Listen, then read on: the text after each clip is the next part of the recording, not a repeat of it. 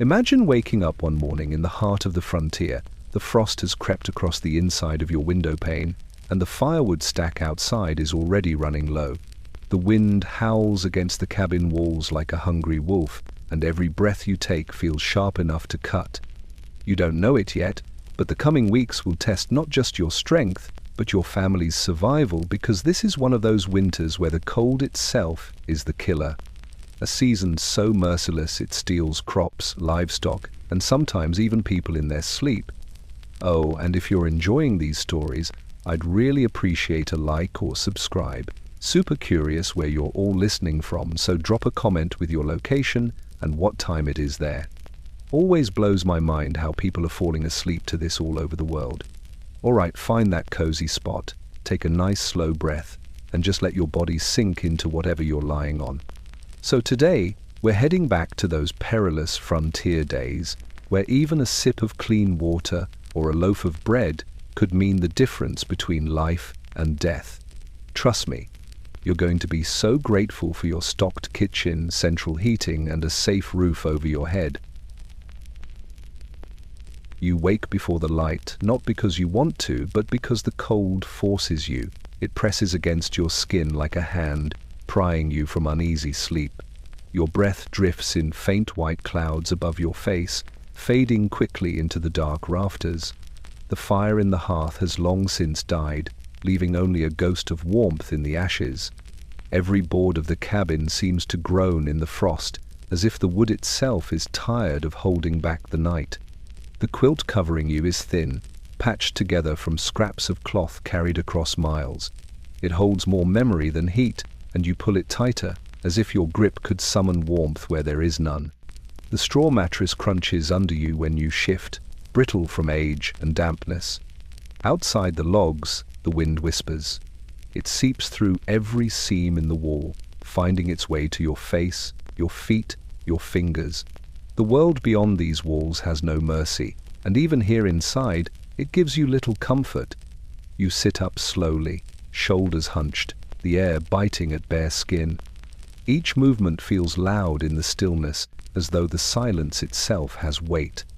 Somewhere in the corner, a cup left with water has turned solid overnight, a frozen reminder that the night was colder than you dared admit. You rub your hands together, stiff and slow, listening to your own bones creak like the timbers above. The room smells faintly of smoke and damp wool, but it is the sharp smell of frost that fills your lungs with every breath. The hearth waits in front of you, nothing but pale grey ashes and a few half-buried coals. You reach for the iron poker, stirring gently, hoping for a glow. A faint red ember shivers, then fades. Too weak to give more than a memory of fire. You know what this means. Another morning of splitting wood with stiff arms, another fight with flint and tinder until flame grudgingly returns. Survival begins here, at the hearth, every single day. Your boots are stiff, leather turned to stone from the freeze. You tug them on with effort, breath catching at the shock of cold against your toes. Every frontier morning starts like this, a negotiation between endurance and necessity. Step outside too soon, and the wind will take from you more warmth than you can spare. Stay inside too long, and the day's work, the chopping, the hauling, the hunting, will slip away before you've even begun. Through the chinks of the cabin, the first hints of dawn creep across the snow, light but not warmth. The world beyond the door is white and endless, stretching farther than your eyes care to follow. The cabin is all that stands between you and it, four walls of stubborn wood holding against a wilderness that wants to take everything back. And so the day begins. You push your breath through your body, stand against the weight of cold, and face the truth every settler knew. Life on the frontier does not greet you gently.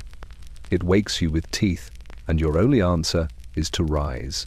The cabin door is not much more than planks hammered together, and you know it. Every morning, when the wind decides to test its strength, that door quivers on its hinges like a frightened animal. Before you even rise fully from your straw mattress, you can hear it, the hollow rattle of wood, the faint whistle of air slipping through the cracks. Out here, the wind does not merely blow, it presses, It claws, it tries to come inside. And every morning, you wonder how long before it succeeds.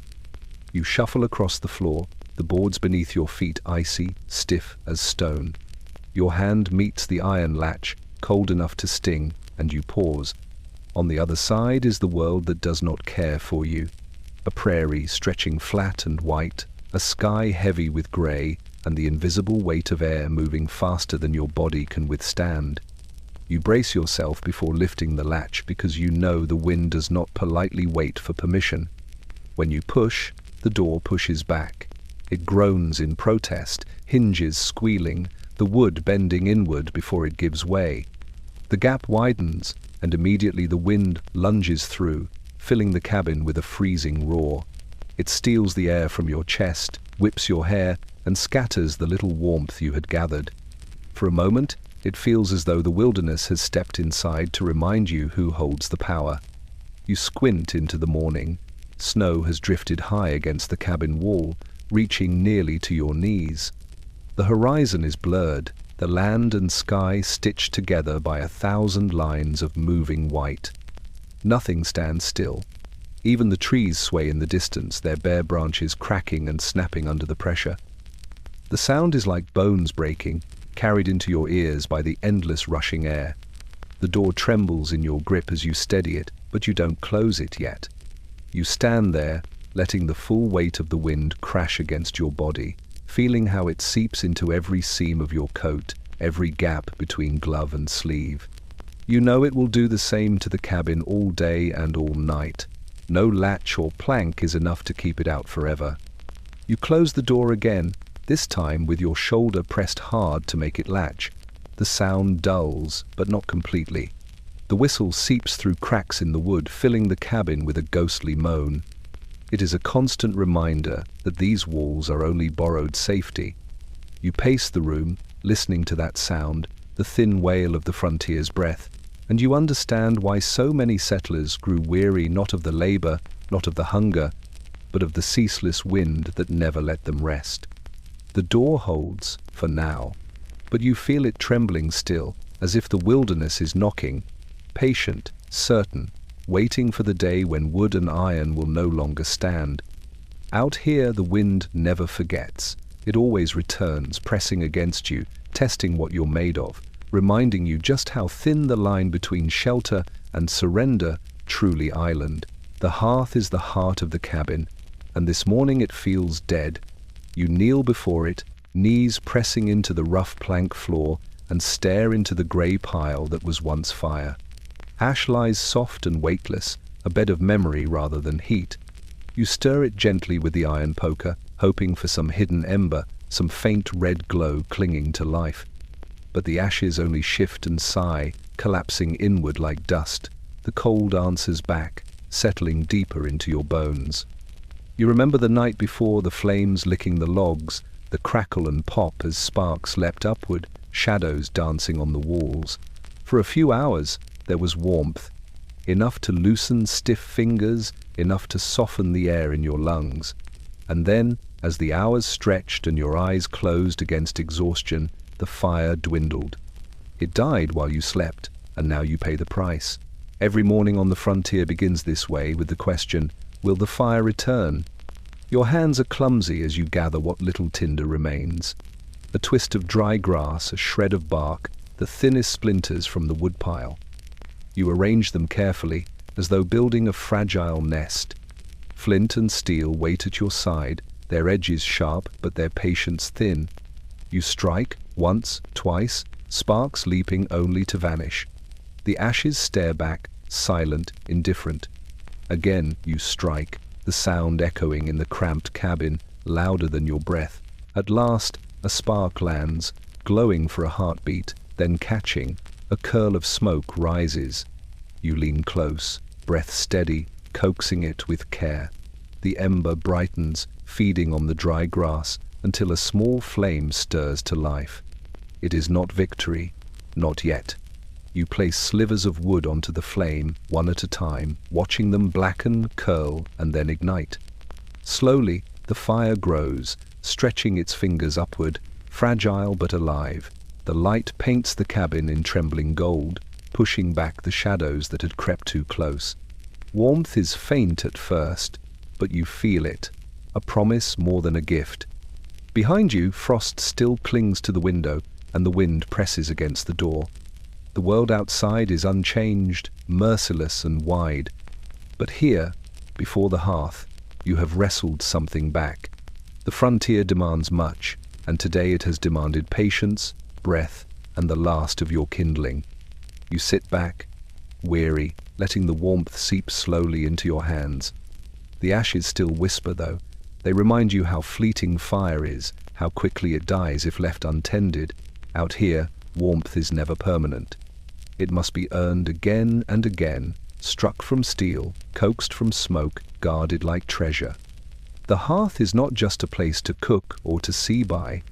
It is your survival, fragile as breath, stubborn as hope.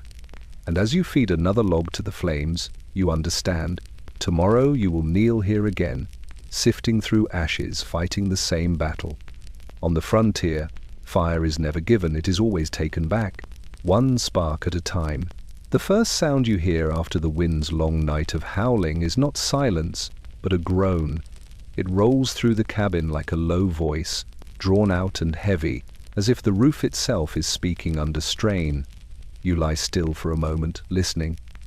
The timbers above creak, shift and complain, pressed down by the weight of snow that gathered through the night.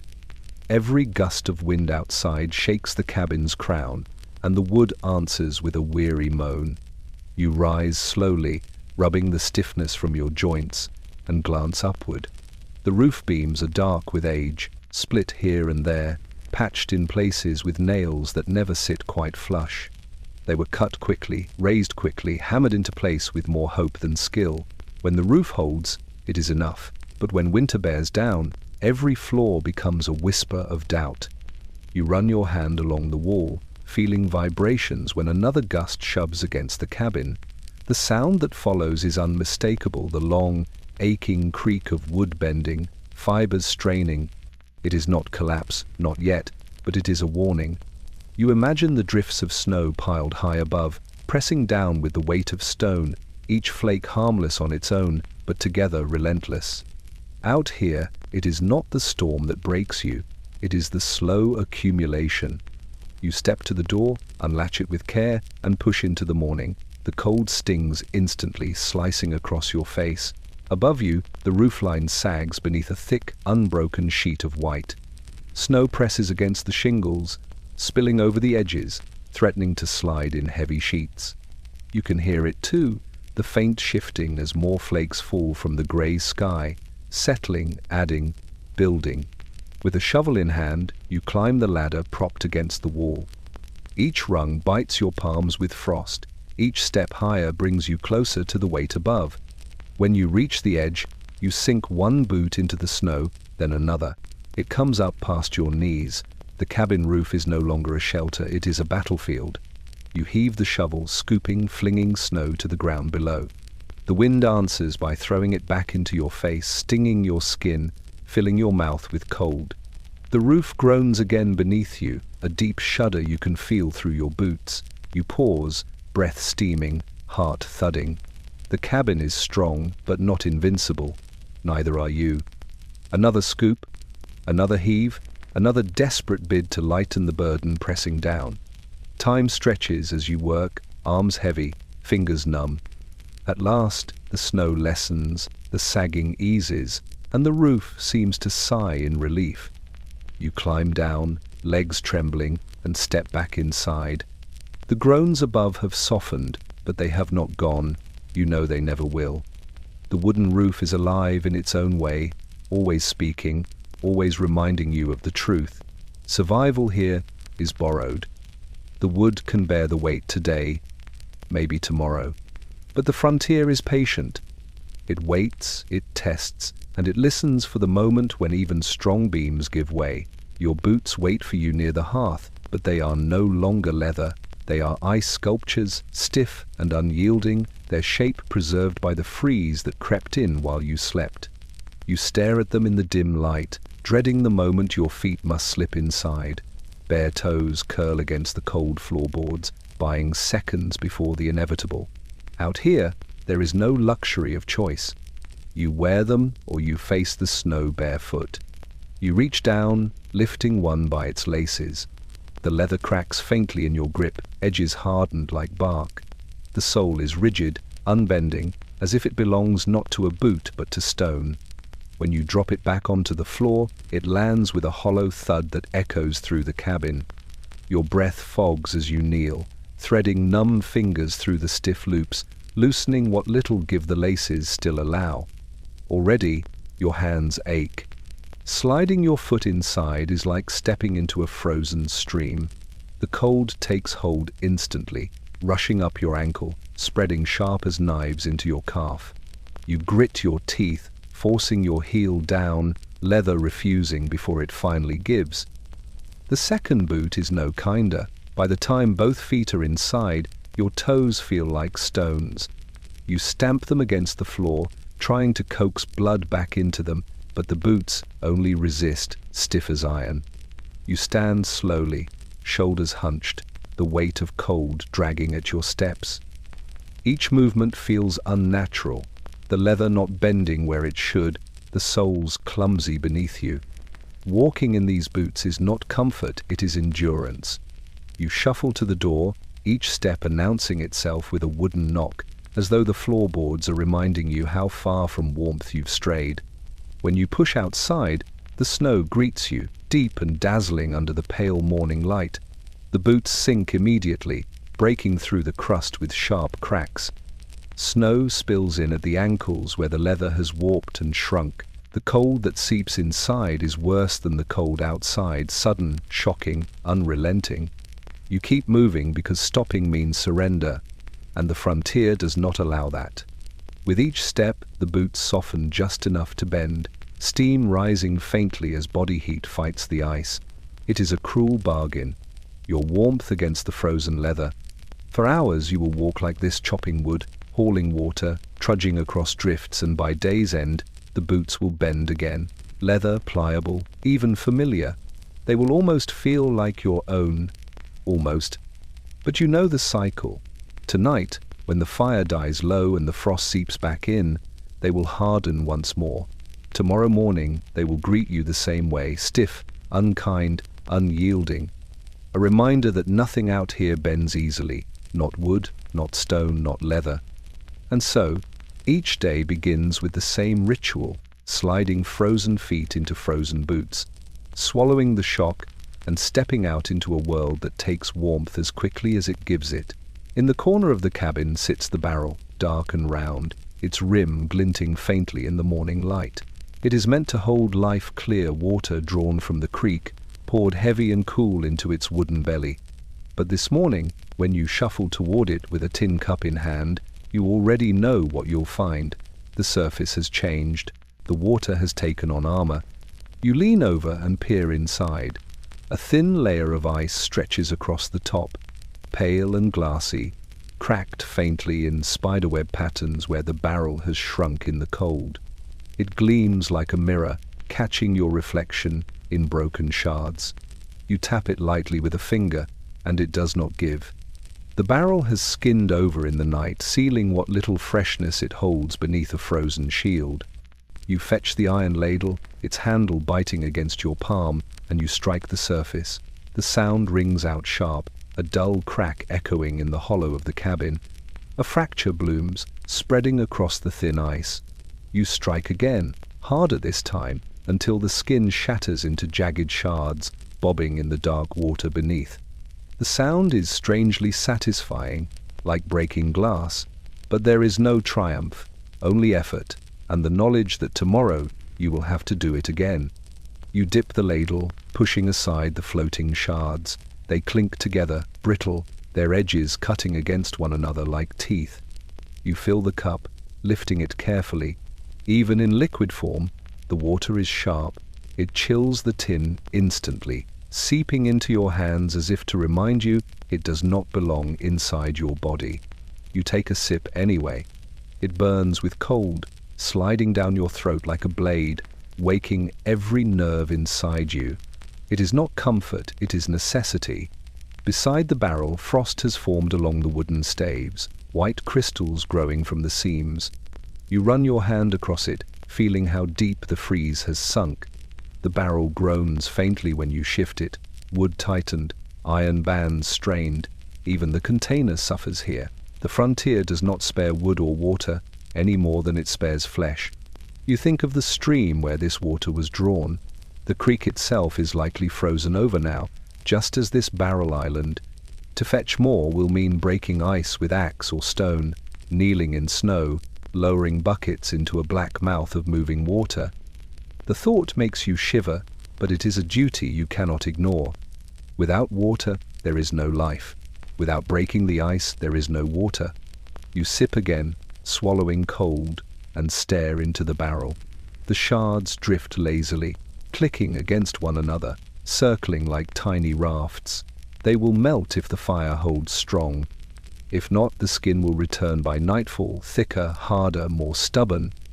You place the cup down and step back, knowing this truth. Out here, even water resists you. Survival is not just about hunger or shelter. It is about learning to crack through the thin, cold armor that settles over everything, every single day. When you finally unlatch the door and step outside, the first thing that greets you is not the light, but the air itself.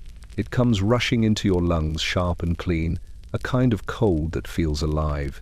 Morning breath on the frontier is no gentle welcome, it is a test. The air burns as you draw it in, so pure and biting it makes you cough. Each exhale drifts before your face in white plumes, curling skyward, fading like smoke into the pale dawn. The world is still. No birds call, no animals stir, no voices carry. Only the faint creak of snow settling on branches, the occasional pop of ice cracking somewhere unseen. You pause on the threshold, boots sinking into the drift by the doorway, and let silence wrap around you. It is not the silence of peace. It is the silence of a land holding its breath, watching, waiting. Out here, you feel small beneath it. The horizon is painted in muted colors, lavender, pale blue, the faintest touch of pink where the sun struggles to rise. The prairie stretches endlessly, a white sheet laid over the earth, unbroken except by the skeletal lines of trees far in the distance. Each branch is rimmed with frost, glittering faintly as the light creeps higher. For a moment, the beauty distracts you. The land looks pure, untouched, like something out of a dream. But you know better. Beauty here is a mask, and beneath it lies hunger, cold, and labor without end. You draw in another breath, steady and deep. It hurts less this time, though the cold still stings your nostrils. The air feels heavier than in summer, as though every lungful carries the weight of frost. It makes you move slower, speak less, conserve what warmth you have. Even your words seem too costly to waste against the morning. Your eyes wander to the trail you made yesterday, faint depressions across the snow leading toward the woods. Overnight, the wind has softened them, blurred their edges, but they remain a fragile memory of movement. They remind you that survival here is carved step by step, breath by breath. Each day demands its mark upon the land, only for the land to erase it by morning. You walk a little farther from the cabin, boots crunching against the crusted surface. The sound is loud in the stillness, each step echoing like a drumbeat. You stop and listen again. Nothing answers. Not a crow, not a wolf, not even the wind. The breath of the frontier this morning is your own, rising in faint clouds, the only proof that life persists in this frozen silence. Standing there, with the dawn stretching above you and the cold pressing into your bones, you understand the truth. The land will not change for you. It will not soften. It will not forgive. All you can do is breathe against it, leave your fleeting mark, and return to the cabin before the silence swallows you whole. Out here, morning breath is not just the start of a day, it is a declaration that you are still here, still enduring, even when the frontier would rather you vanish. The rifle feels heavier than it should in your hands. You sling it over your shoulder, the strap stiff with frost, and step beyond the safety of the cabin door. The snow gives way under your boots with a sharp crunch, echoing across the silent expanse. The air is so cold it tastes metallic, each breath a reminder that this journey is not for sport, not for pride, it is for survival. The hunt begins not with excitement, but with the weight of necessity pressing against your ribs. You scan the white horizon, eyes searching for the smallest sign of life, a broken twig, a faint trail of paw prints, a ripple in the snow where something passed in the night. The land gives little away.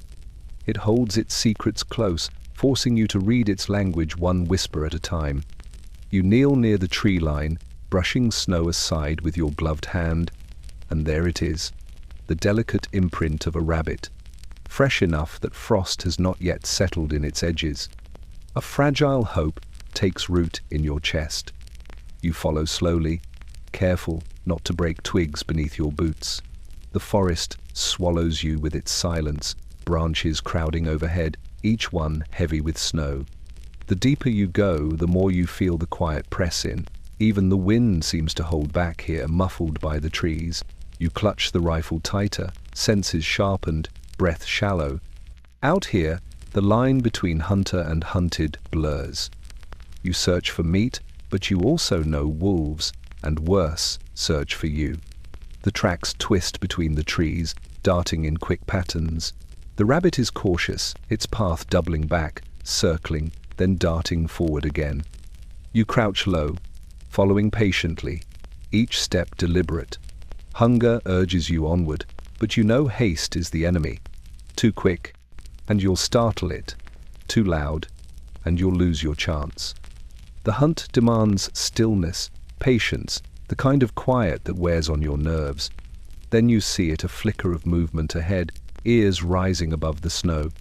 The rabbit freezes, perfectly still, blending into the pale world. Your heart pounds louder than your footsteps. Slowly, you raise the rifle, fingers trembling against the trigger. The cold makes your hands clumsy, but you steady them, lining up the shot.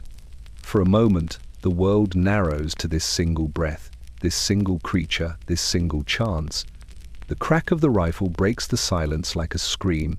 Birds explode from the trees, wings beating frantic against the sky. Smoke drifts from the muzzle, curling upward into the frozen air. When it clears, the rabbit lies still against the snow, its body small, its life ended in an instant. Relief washes through you, not joy, not triumph, only the quiet acknowledgement that tonight there will be meat on the fire. You kneel beside it, hands working swiftly, respectfully. The forest remains silent, but it feels different now, as if it has taken note of your intrusion. You tuck the rabbit into your pack, stand, and turn back toward the cabin. The hunt has given you what you needed, but it has also reminded you of the truth. Every breath, every meal, every step on this land must be earned. And tomorrow, when hunger gnaws again, the hunt will begin once more. You follow the path you've carved through the drifts, boots crunching with each step, rifle slung over your shoulder, bucket swinging lightly in your grip. The air is sharp enough to sting your lungs, but you press on, knowing the creek waits ahead. Water has become your most relentless chore. It cannot be stored for long, and the barrel back at the cabin skims over with ice faster than you can drink it. Each morning, you must fetch more, no matter how far or how cold. The trees part, and there it lies, the creek, bound and silent under winter's hand. Once, it was a moving ribbon of sound, its voice carrying through the forest, breaking silence with the music of current. Now, it sleeps under a sheet of white, the surface flat, hard, gleaming where sunlight catches it. You kneel at its edge, brushing snow aside to find the glassy skin beneath. The ice is thick, but you know water moves below, unseen, waiting. You set the bucket down and take up the axe, the handle rough and cold in your gloves. Raising it high, you bring it down hard. The strike rings through the still air, a sharp crack that echoes off the trees. A shallow dent blooms in the surface, lines spidering outward. Again you swing, shoulders straining, breath hissing. Each blow chips away, until at last the ice gives with a muffled snap, breaking into jagged shards. A dark hole appears, water glimmering beneath, restless, free. You crouch low, reaching with the bucket. The rim dips into the hole, pushing aside shards that clink softly against the wood. Cold sprays your wrist, biting through the glove, but you hold steady. The bucket fills slowly, water seeping up, swirling with flecks of ice. When it's heavy enough, you pull it back, muscles aching.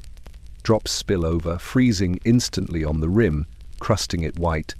You pause to catch your breath, staring into the hole. The creek moves steadily below, indifferent to your struggle. It carries on through the woods, winding beneath its frozen ceiling, hidden but alive. That small dark window into its depths is proof. Beneath all this silence and stillness, something flows, something refuses to stop. It feels like a promise, quiet but sure. Hoisting the bucket, you rise. The weight drags at your arm, sloshing cold against the sides, each step careful as you make your way back up the bank. Behind you, the hole will soon close again. The frost will creep across it, knitting it shut by nightfall, erasing the work you've done. Tomorrow, you'll stand in the same spot, axe in hand, striking at the ice all over again. You glance back once more before turning for the cabin. The frozen creek gleams under the pale sun. Silent, beautiful, merciless. Out here, water is not a gift. It is a daily battle, carved from ice, wrestled from the earth, carried home with frozen hands. And each time you drink, you remember the sound of the axe, the echo of shattering ice, and the truth that nothing is given freely on the frontier, not even a sip of water. The land stretches before you like an endless sheet of parchment, unmarked, unbroken, waiting to swallow your steps. You tighten your coat against the wind and take the first stride. Snow crunches beneath your boots, sharp and final, the sound echoing too loudly in the quiet world. Ahead, there is no road, no fence, no clear destination, only the long walk across white, where each step is its own kind of gamble. The air is so still you can hear your own breathing, your exhale clouds before your face, drifting upward before the breeze snatches it away. Your eyes ache from the brightness. Even under a pale sky, the snow blinds with its endless shine, a white so pure it feels cruel. You squint, pulling the brim of your hat low, but still the light needles into you. This is not just a walk. It is a march through a land that refuses to soften, each mile harder than the one before. You look back after a while, just to be sure. The cabin is already gone, swallowed by distance, hidden behind the faint rise of land. All that remains is the trail you've made, two shallow lines of footprints pressed into the snow. They seem fragile against the vastness, as if the wind could erase them in a heartbeat, and it will. Out here, nothing you leave behind is permanent. Even your passage is temporary, as fleeting as breath. Your legs grow heavy, each stride sinking deep, dragging you down. The snow grips at your boots, clinging like it wants you to stay, to stop, to rest. You push forward anyway, leaning into the weight, arms swinging slow and steady. Hunger gnaws at your stomach, cold burns at your cheeks, but you keep moving. On the frontier, distance itself is an enemy, one that only persistence can defeat. The silence becomes strange after a time. You start to hear things that aren't there. The whisper of voices on the wind, the rustle of branches where no trees stand, the faint rhythm of footsteps behind you. But when you turn, it is only the whiteness, endless and still. The walk plays tricks on you, wearing down your mind as much as your body. Out here, time stretches. Minutes feel like hours, hours like days. The land does not measure itself for human patience. At last, you crest a low ridge. The world spreads wide again, the horizon an unbroken line. Somewhere ahead lies the forest, the creek, the chance of meat or water. But in this moment, all you see is distance, an ocean of snow that must be crossed, one step after another. You draw in a breath, sharp and burning, and let it out slow. The walk is long, but it is the only way.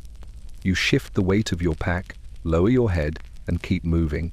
The white swallows your shape, the silence swallows your sound, but your steps remain. Each one a small defiance, each one a refusal to stop. The frontier demands much, but you answer it with motion, with the stubborn rhythm of boots pressing onward across the endless snow. The forest edge greets you with quiet, branches heavy with frost. The world so still you can hear your own heartbeat. Snow lies fresh and untouched across the ground, a pale sheet laid in the night. For a moment it feels sacred, clean, undisturbed, a canvas of silence. But then you notice them, faint impressions pressed into the powder, a trail winding away between the trees. Tracks, proof that you are not alone in this frozen wilderness. You crouch low, breath clouding before your face, and study them. They are delicate, narrow, placed close together, rabbit, most likely, moving quickly across the clearing. The powder is still crisp in the prints, edges sharp, telling you the animal passed not long ago. Hunger stirs at the sight. You imagine meat sizzling faintly over the fire, bones simmering in a pot. But hope is tempered with caution. Tracks mean life, yes, but they also mean effort, patience, and the chance of failure. You rise slowly, rifle resting against your shoulder, and begin to follow. Each step is deliberate, boots sinking into the snow, careful not to disturb the trail more than necessary. The forest closes around you, trees creaking faintly in the cold, branches whispering when the wind stirs. The tracks lead on, weaving through shadows, doubling back, darting toward thickets. The rabbit knows the land better than you do. Its path is written in instinct, yours in desperation. As you walk, you notice other signs. A scatter of tiny seeds disturbed from the snow, the mark of teeth on low twigs, a hollow pressed into the powder where the rabbit may have paused to listen.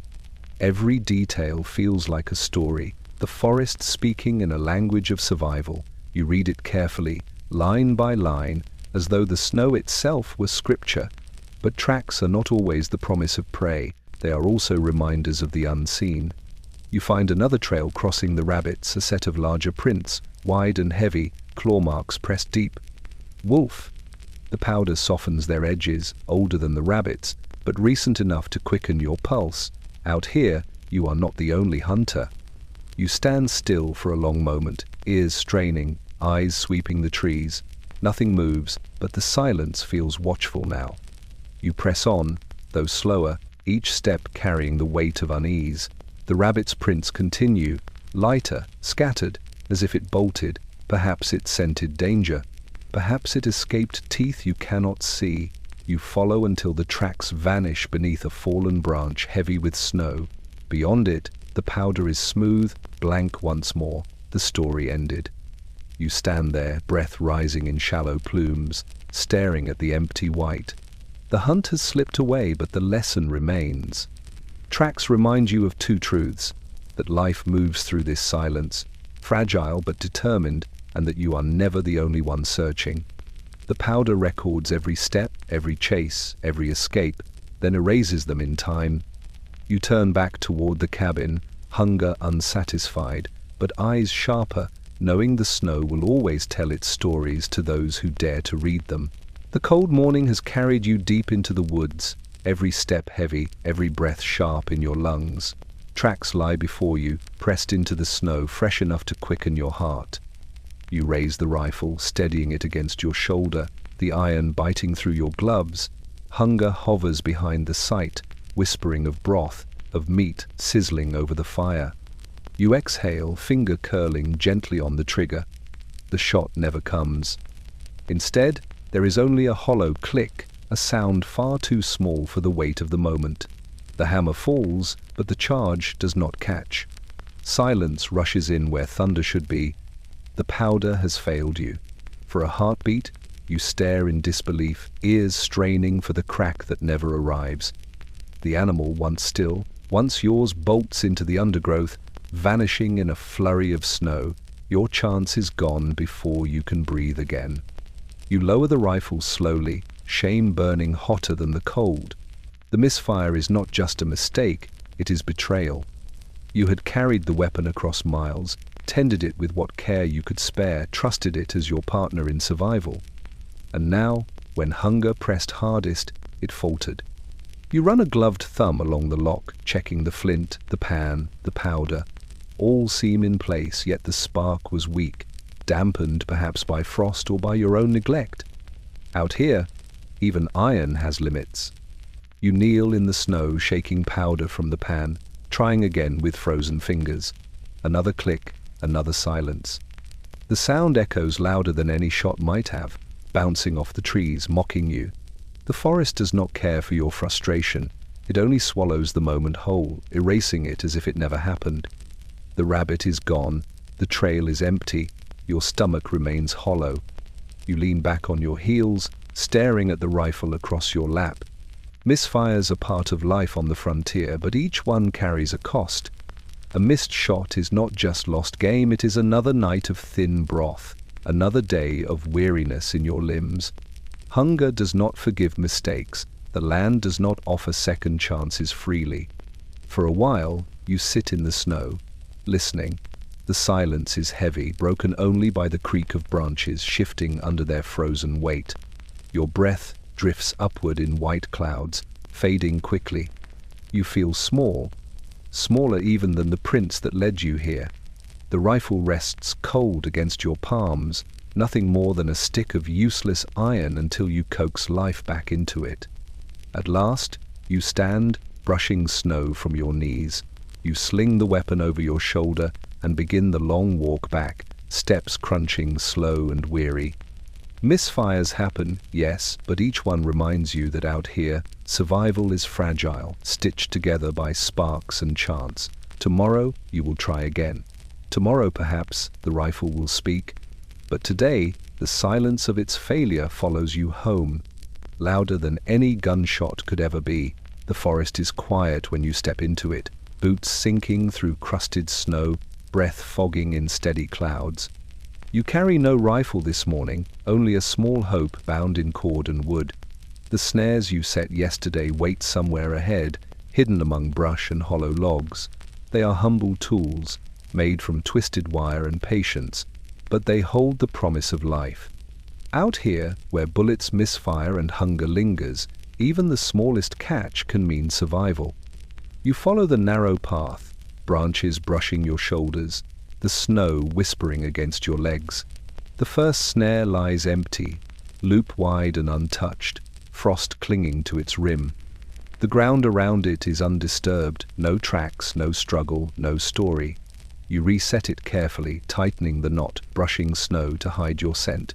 Then you move on, heart heavy but hopeful. The second snare tells a different tale. At first, you see only the scatter of paw prints, delicate marks pressed deep into the powder. Then the trail halts abruptly, and there it is, the rabbit, caught in the loop, its body still and small against the snow. For a moment, you stand frozen yourself, staring. Relief floods through you, mingled with a quiet sorrow. Life has ended here, and because of it, yours may continue. You kneel slowly, gloved hands brushing frost from its fur. The snare has done its work cleanly, the struggle brief. You whisper something, not words, not prayer exactly, but an acknowledgement. The forest gave, and you accept. You lift the rabbit carefully, cradling it against your chest as though it were fragile glass. Its body is light, lighter than you expect, but the weight it carries for you is immense. This small creature is warmth, nourishment, strength for the days ahead. You tuck it into your satchel, then reset the snare with practiced motions. The forest remains silent, indifferent to the exchange. Snow continues to drift from the branches, settling softly over the trail. You move on to check the others, though your heart is already steadier. Even one rabbit is a victory. Even one is enough to remind you that effort is not always wasted. On the walk back, you feel the faint shift of the satchel against your side, the quiet reminder of what you carry. Hunger sharpens your thoughts, broth simmering over the hearth, meat crisping, bones yielding their last strength into the pot. It will not be a feast, not even close, but it will be enough. Enough to keep hands steady with the axe, enough to step back into the snow tomorrow. When the cabin comes into view, smoke already curling weakly from its chimney, you pause a moment to breathe. The rabbit in the snare was not luck, not entirely. It was persistence, patience, the willingness to try when the land seemed empty. Out here, survival is never certain, but today the forest has given you one more day. And as you step inside, laying the catch gently on the table, you understand, every snare is a question asked of the wilderness, and today, at least, the wilderness has answered. The rabbit lies on the table, its fur dusted with frost, its body small and silent. You stand over it for a long moment, hands hovering, breath steadying. Out here, there is no butcher's shop, no skilled hands behind a counter to prepare what you eat.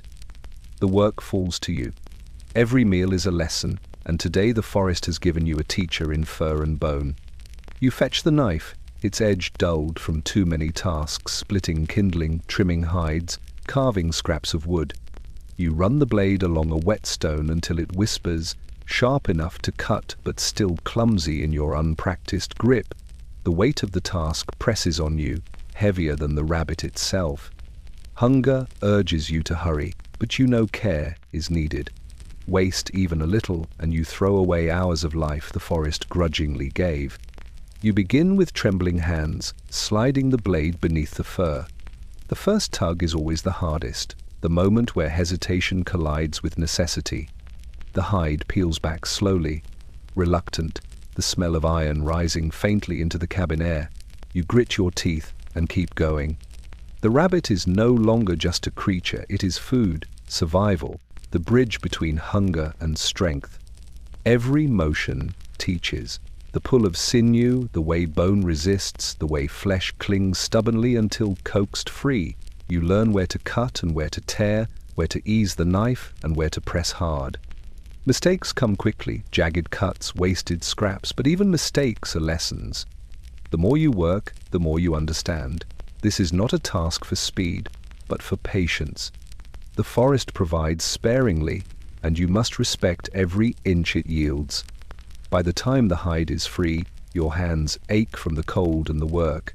You drape the pelt aside, already imagining its use: a patch in a quilt, a lining for a mitten, something to stretch warmth a little further.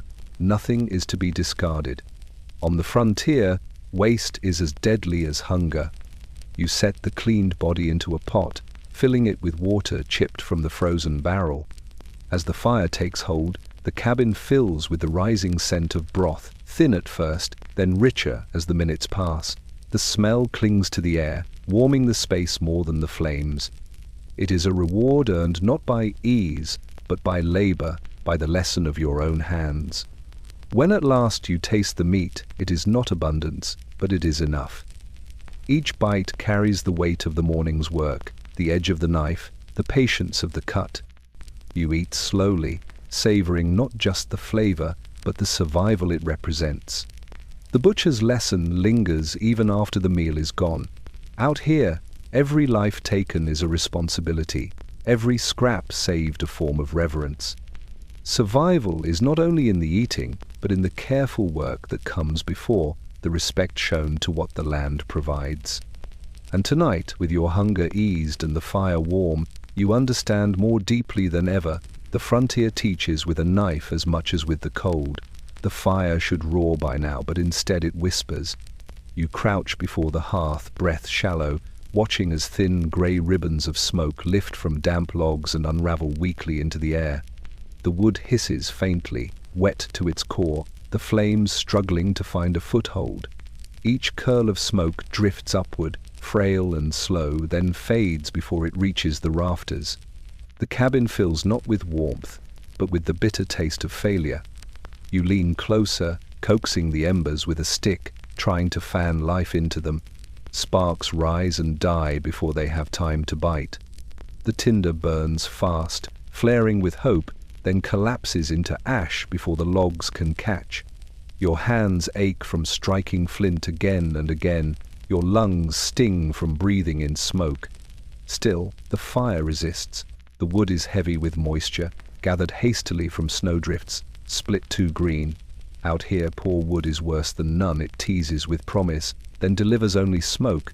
The cabin grows hazy. Thin tendrils snake along the ceiling beams, curling toward the door, slipping through cracks in the roof. You cough, covering your mouth with a sleeve, eyes watering. The smoke clings to your clothes, your hair, your breath. It does not warm you. It mocks you, reminding you that fire is not a guarantee. It must be earned, fed, respected. You shift the logs, stacking them in a teepee, giving space for air. You blow gently at the base, cheeks hollowing, feeding the embers with your breath. For a moment the flames answer, licking the wood, brightening, giving you hope. But the dampness wins again. The light falters, the smoke thickens, and the fire sinks back into weakness. You sit back, weary, staring at the curling smoke. Outside, the cold waits patiently, pressing through the walls, testing the seams. Without fire, the cabin is no better than the woods. You feel it in your fingers, stiffening, in your toes, numbing, in the ache of your chest with every shallow breath. The frontier does not forgive weakness, not in wood, not in fire, not in you. At last, you find a sliver of seasoned kindling, wood you'd nearly forgotten at the back of the pile. You split it smaller, hands trembling with effort, then feed the thin pieces into the hearth. The flame takes to them eagerly, snapping, brightening. The smoke still rises, but now it has a rival light, warmth, a living core. Slowly, carefully, you add more. Not too much, not too fast. Patience is the only way forward. The smoke thins as the fire steadies, but the lesson lingers. You watch the flames climb, fragile but determined, and you understand it was never the smoke that failed you. It was haste, damp wood, desperation. The fire demands balance between fuel and air, between need and patience. Tonight, warmth will return, but it will always come at a cost. You settle back on your heels, eyes stinging, clothes reeking of smoke. The flames dance higher now, curling strong, but you know the truth. Tomorrow, or the next day, you will kneel here again, faced with smoke that curls too weakly, reminded once more that even fire on the frontier is a fickle ally. The axe rests against the wall, its blade dulled from days of work, its handle polished smooth by your grip. It is not just a tool, it is survival shaped in iron and wood. Without it, there is no firewood, and without firewood, there is no warmth, no cooking, no life inside the cabin. When you take it up, the weight feels familiar, heavy in the palm but balanced, as though it remembers you as much as you remember it. You step outside, boots sinking into drifts that rise almost to your knees. The cold air slices at your face, but the axe is steady in your hands, a promise of strength against the winter's patience. You trudge toward the woodpile, where logs sit stacked, covered in a thin veil of frost. Some are split already, seasoned and ready to burn. Others lie whole, thick rounds waiting for the strike. It is these you face now. Each one a wall of resistance between you and warmth.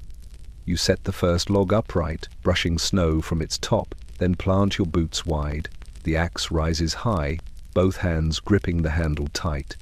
For a heartbeat, you pause, breath held, the blade suspended above the world. Then you bring it down.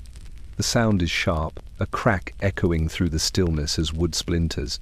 Chips scatter into the snow, white meeting brown in sudden contrast. The log splits halfway, stubborn, refusing to fall apart. You raise the axe again, shoulders burning, and strike once more. This time, the round gives way, halves collapsing to either side. Victory is not loud. It is quiet, measured, earned one swing at a time. Again and again the rhythm repeats. Lift, swing, crack. The work drives heat into your body, sweat rising beneath your coat despite the cold. Each log splits into smaller pieces, each piece a fragment of tomorrow's survival. Your hands blister, the handle biting skin even through the gloves. Your back aches, your breath comes ragged, but still you swing. The axe does not forgive weakness, and neither does the land. You pause at last, leaning on the handle, breath rising in great white clouds. Around you lie the remains of your labor-splintered wood stacked high, kindling for the hearth, proof that effort still matters. The axe blade is nicked and dulled, but it has done its work. You wipe it clean on your coat, careful to keep the edge free of frost, then lay it across your shoulder for the walk back. Inside the cabin, the hearth waits, fire faint but alive. You feed it with fresh kindling, and the flames catch quickly, climbing bright, snapping against the new wood. The warmth spreads, pushing back the chill. You sit beside it, hands raw and sore, but there is pride in the ache. The axe in your hands has carved heat from frozen timber, comfort from labor. Out here, survival is never given. It is swung, lifted, cracked from the stubborn heart of wood. And tomorrow, when the fire dwindles again, the axe will wait for you, patient, silent, knowing that once more it will have to teach the lesson of strength. The pantry door creaks when you open it, the sound echoing louder than it should in the quiet cabin. Inside, the shelves wait bare, their emptiness more chilling than the wind outside. Once, jars lined these boards, their glass bellies filled with beans, berries, dried meat, and grain. Once, sacks of flour slumped against the corners, and the air smelled faintly of salt and spice. Now, only dust and memory remain. A lone jar sits at the back, its contents scraped thin, nothing more than a shadow of what was. You step closer, running a gloved hand along the shelf. Wood worn smooth by years of storage feels rough now, splintering under your touch.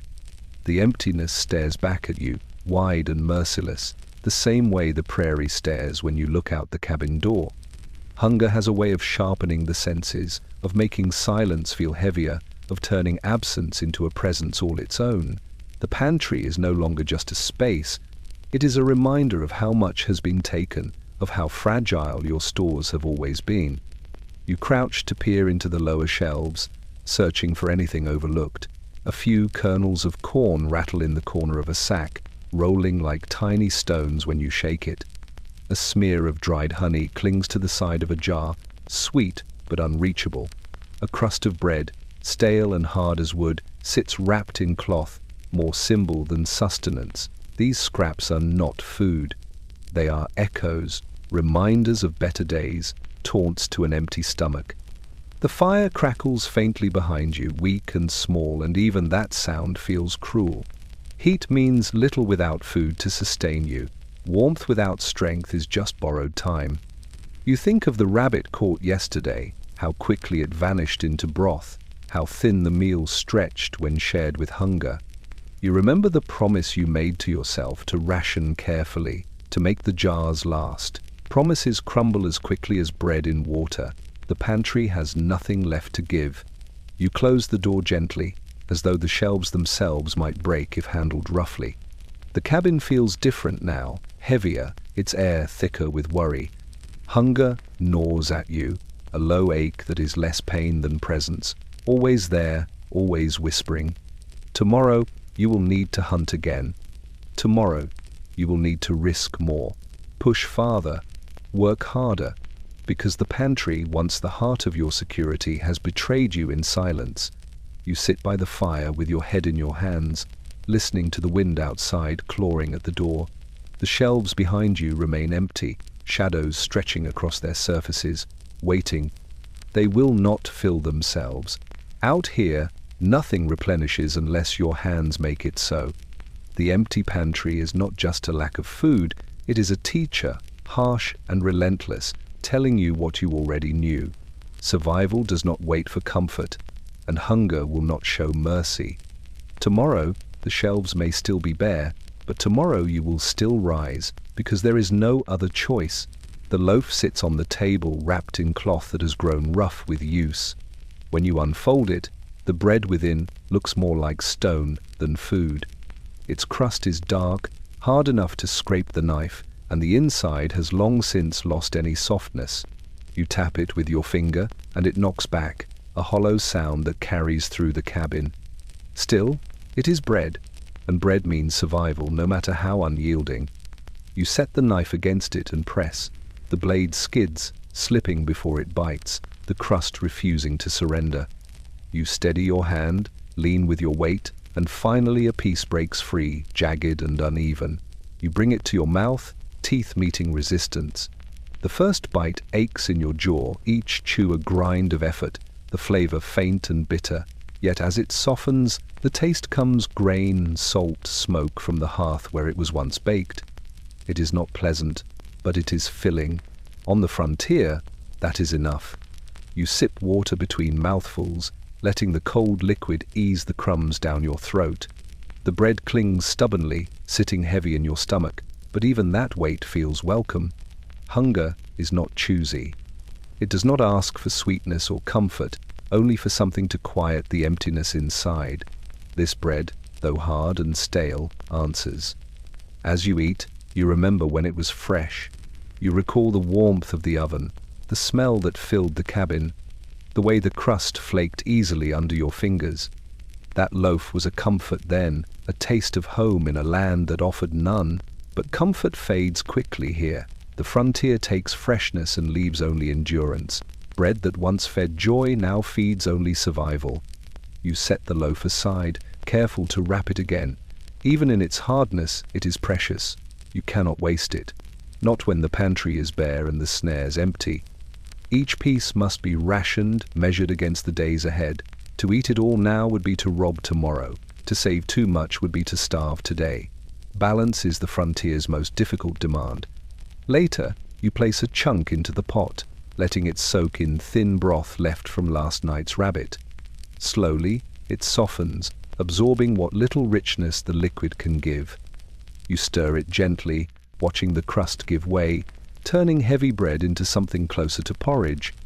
It is not a feast, but it is warm, and it is enough to keep your hands steady through the next round of labor. When you finally sit back, the taste lingers faintly on your tongue. Not sweetness, not satisfaction, but endurance. The hard bread of survival is not meant to please. It is meant to remind you that every mouthful is earned, that every crumb carries weight.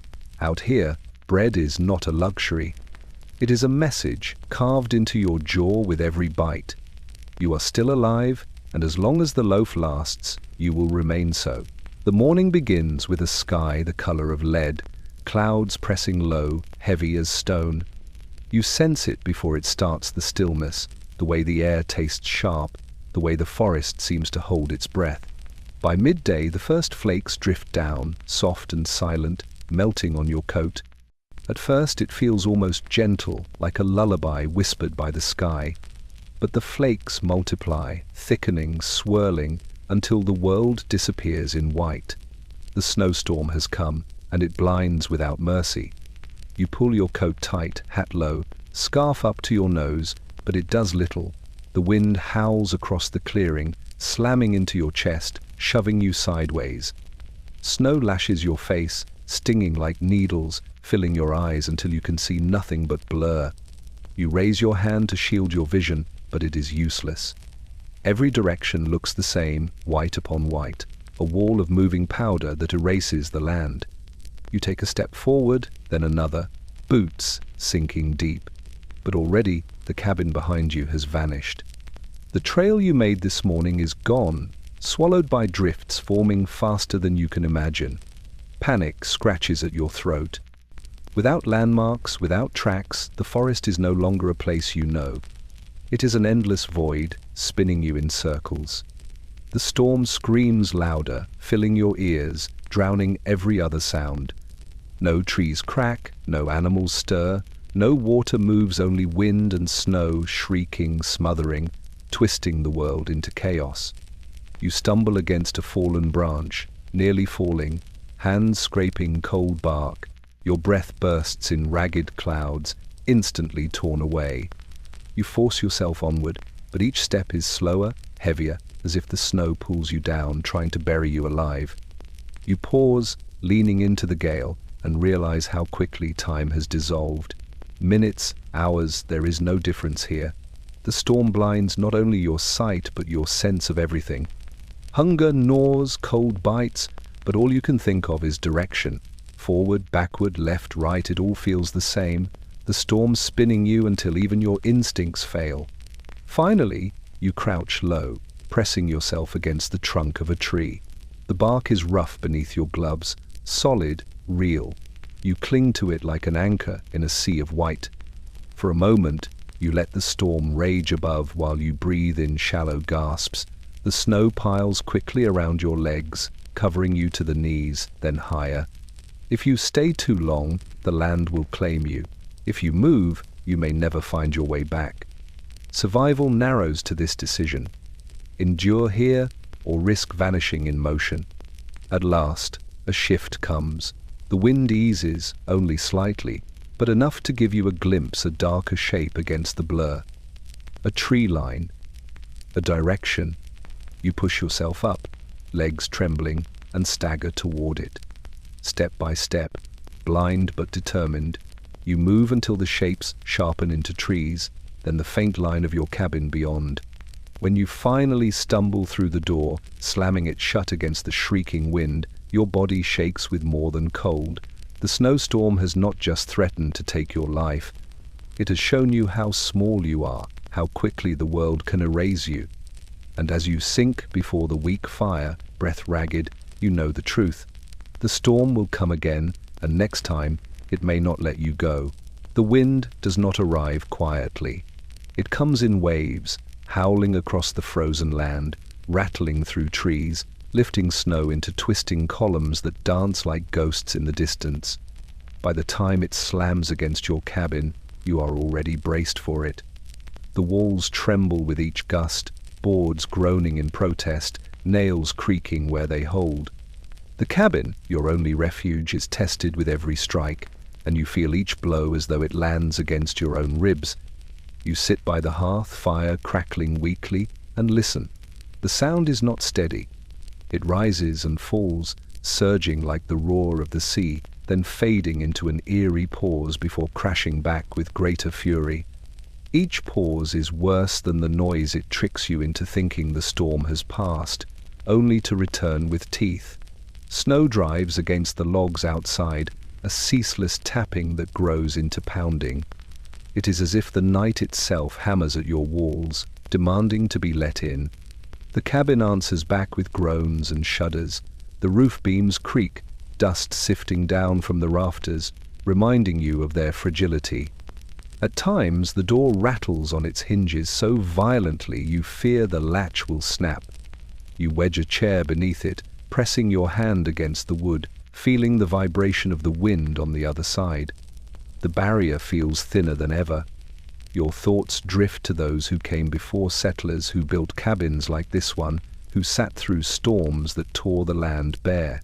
Did their walls shake the same way?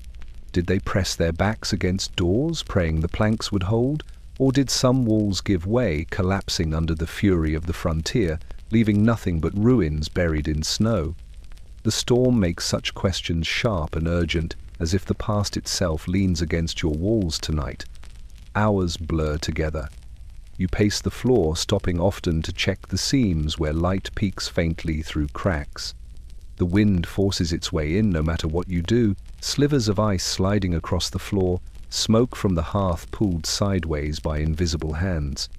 The fire fights back bravely, flames bending with each gust that sneaks down the chimney, but its warmth feels fragile, as if it too fears being extinguished.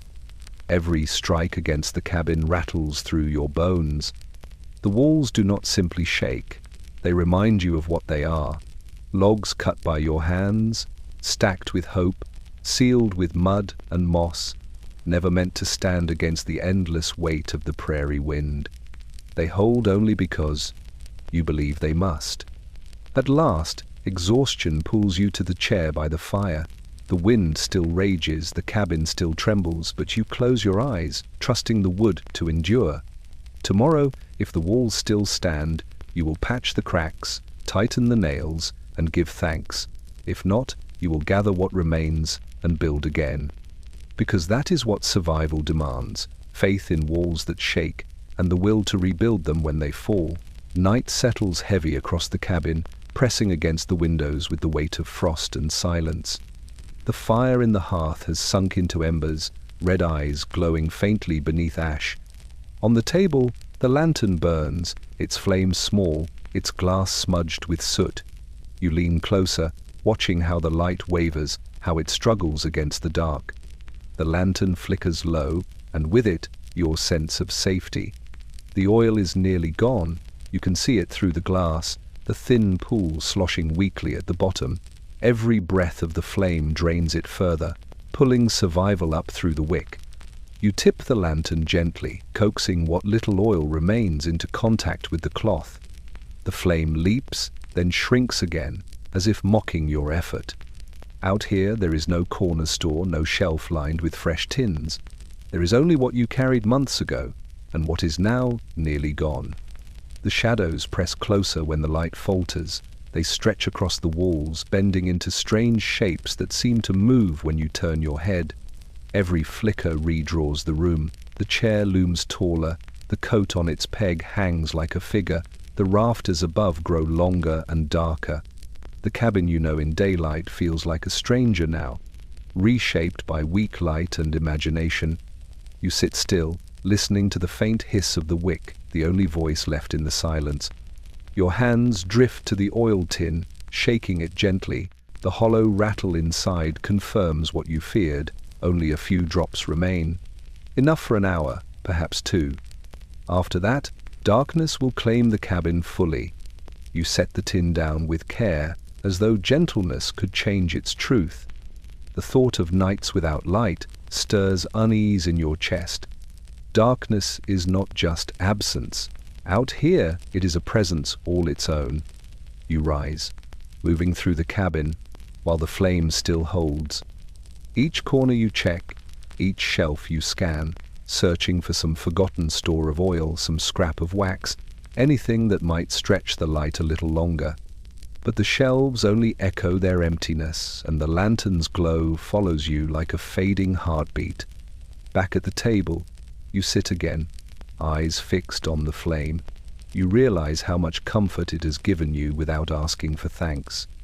Every night it has burned quietly, warding off the weight of the dark, letting you read, mend, or simply sit without fear. Now, as it falters, you understand its worth more than ever. Survival is not only food or firewood. It is light, fragile, flickering, but powerful in the way it keeps despair at bay. The lantern gutters, flame shrinking, wick glowing red at its core. You cup your hands around the glass, shielding it from drafts, as though your palms might lend it strength. For a moment, it steadies, glowing bright, reminding you that even a small light can push back against endless dark. But you know it cannot last. Soon the lantern will fade, and you will sit in silence, listening to the night breathe around you. The lantern flickers low, and you learn again what the frontier teaches every day. Nothing endures without cost, and every flame, no matter how small, must be guarded until the very last drop of fuel is gone. The cabin is quiet, but not with peace. It is the silence of exhaustion, the kind that weighs heavy after days of hunger and cold. In the corner, the children lie together under a heap of patched blankets, their bodies curled close, their breath rising in faint white clouds. The quilts are sewn from scraps of old coats, worn shirts, and rags collected over years, but even piled thick, they cannot chase away the frost that creeps into the room. The children shiver, shoulders twitching, feet kicking in restless sleep. You sit nearby, close enough to hear their teeth chatter in the pauses between breaths. The sound cuts sharper than the howl of the wind outside, a storm you can fight with axe and shovel, with firewood and grit. But the small, helpless tremors of children are battles you can only watch. Their cheeks are pale, lips tinged with blue, noses red and raw from the cold. One clutches a rag doll with fraying seams, pressing it close as though cloth and stuffing might carry warmth. The fire in the hearth has sunk low again, its flames weak, its glow too thin to stretch across the room. You rise, laying another log on the embers, coaxing it with a stick until sparks flare. The wood catches slowly, reluctantly, but at last the flames brighten, licking up the chimney. The children shift at the change, their shivers slowing, eyes fluttering though they do not wake. Even half asleep, their bodies recognize warmth, like thirsty roots reaching for water. You tuck the blankets tighter around them, smoothing rough fabric over small shoulders. Your hands linger, rough palms against fragile arms, as if your touch alone might lend strength. The frontier is not kind to the young. Their bodies burn through food faster, their cries draw wolves nearer, their weakness asks questions you cannot always answer.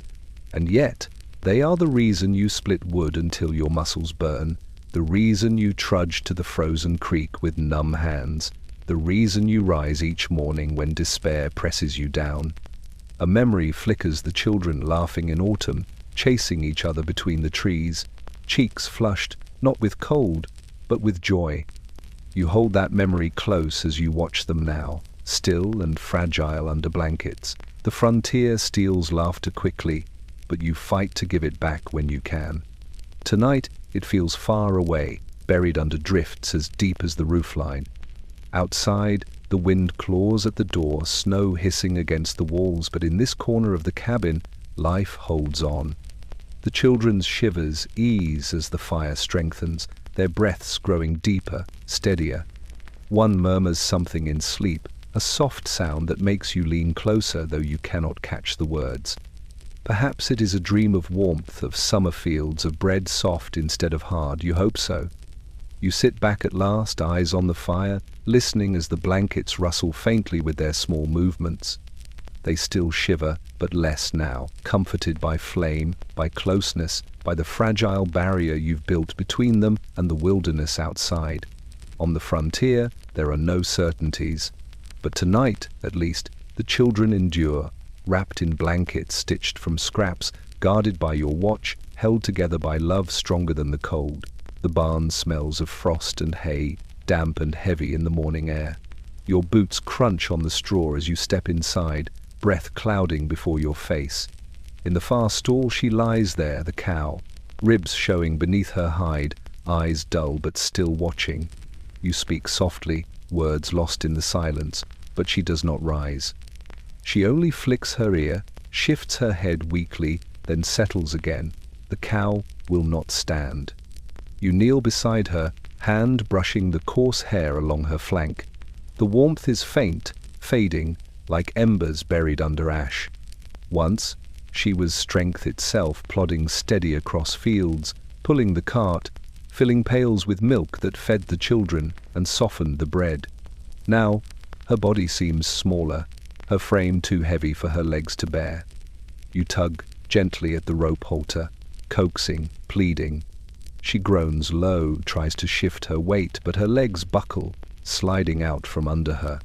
Hunger has found her as surely as it has found you. The haystack has grown thin, the pasture buried deep under snow. Each day you have fed her what little remained, stretching the supply, mixing straw with what scraps of grain you saved. But the winter is long, and the cow has grown weaker. The land gives nothing freely, and even the strongest beasts bend beneath its cruelty. You fetch water from the bucket, tilting it toward her muzzle. She licks at it slowly, tongue rough against the rim, then stops. Too much effort for too little gain. You set the bucket down, sitting beside her, hand resting on her side. Her breath comes shallow, warm puffs against the chill barn air. You wonder how many mornings she has left. The children had named her in summer, laughing as they tugged at her tail, their hands sticky from fresh milk. You remember their voices, bright with joy, and it makes this moment heavier. To them, she was not just food. She was a companion, a piece of home in a wilderness that often feels empty. To you, she has been survival itself, her milk-filling bowls when meat was scarce, her steady presence a reminder that life could persist even here. Now, as she lies in the straw refusing to stand, you see the truth the frontier always reveals. Nothing endures without cost. Even the animals that carry you, feed you, live beside you, must bow to hunger, to cold, to time. You stroke her neck gently, whispering promises you cannot keep, that spring will come soon, that the pasture will green again, that strength will return to her legs. The storm outside howls against the barn walls, rattling boards, sifting snow through cracks. She blinks slowly, eyes heavy, body unmoving. You stay there for a long time, hand steady, heart heavier with each shallow breath. Tomorrow you will try again to lift her, to coax her to her feet. But tonight, you learn once more the hardest lesson of the frontier. Sometimes, even the strongest helpers cannot rise. And sometimes, survival means watching the life you depend on slip quietly into silence. The snow outside your cabin lies smooth and untouched, except for a trail that was not there yesterday. You notice it as soon as you open the door, breath fogging in the grey morning light. The prints lead across the clearing, pressed deep into the powder, coming from the tree line and stopping near your door before turning away again. The neighbor's footprints. For a long while, you stand on the threshold, staring at them. Out here, visitors are rare. The land keeps people apart, scattering cabins miles from each other, with woods and storms in between. A neighbor's approach is never casual, it is always need or warning.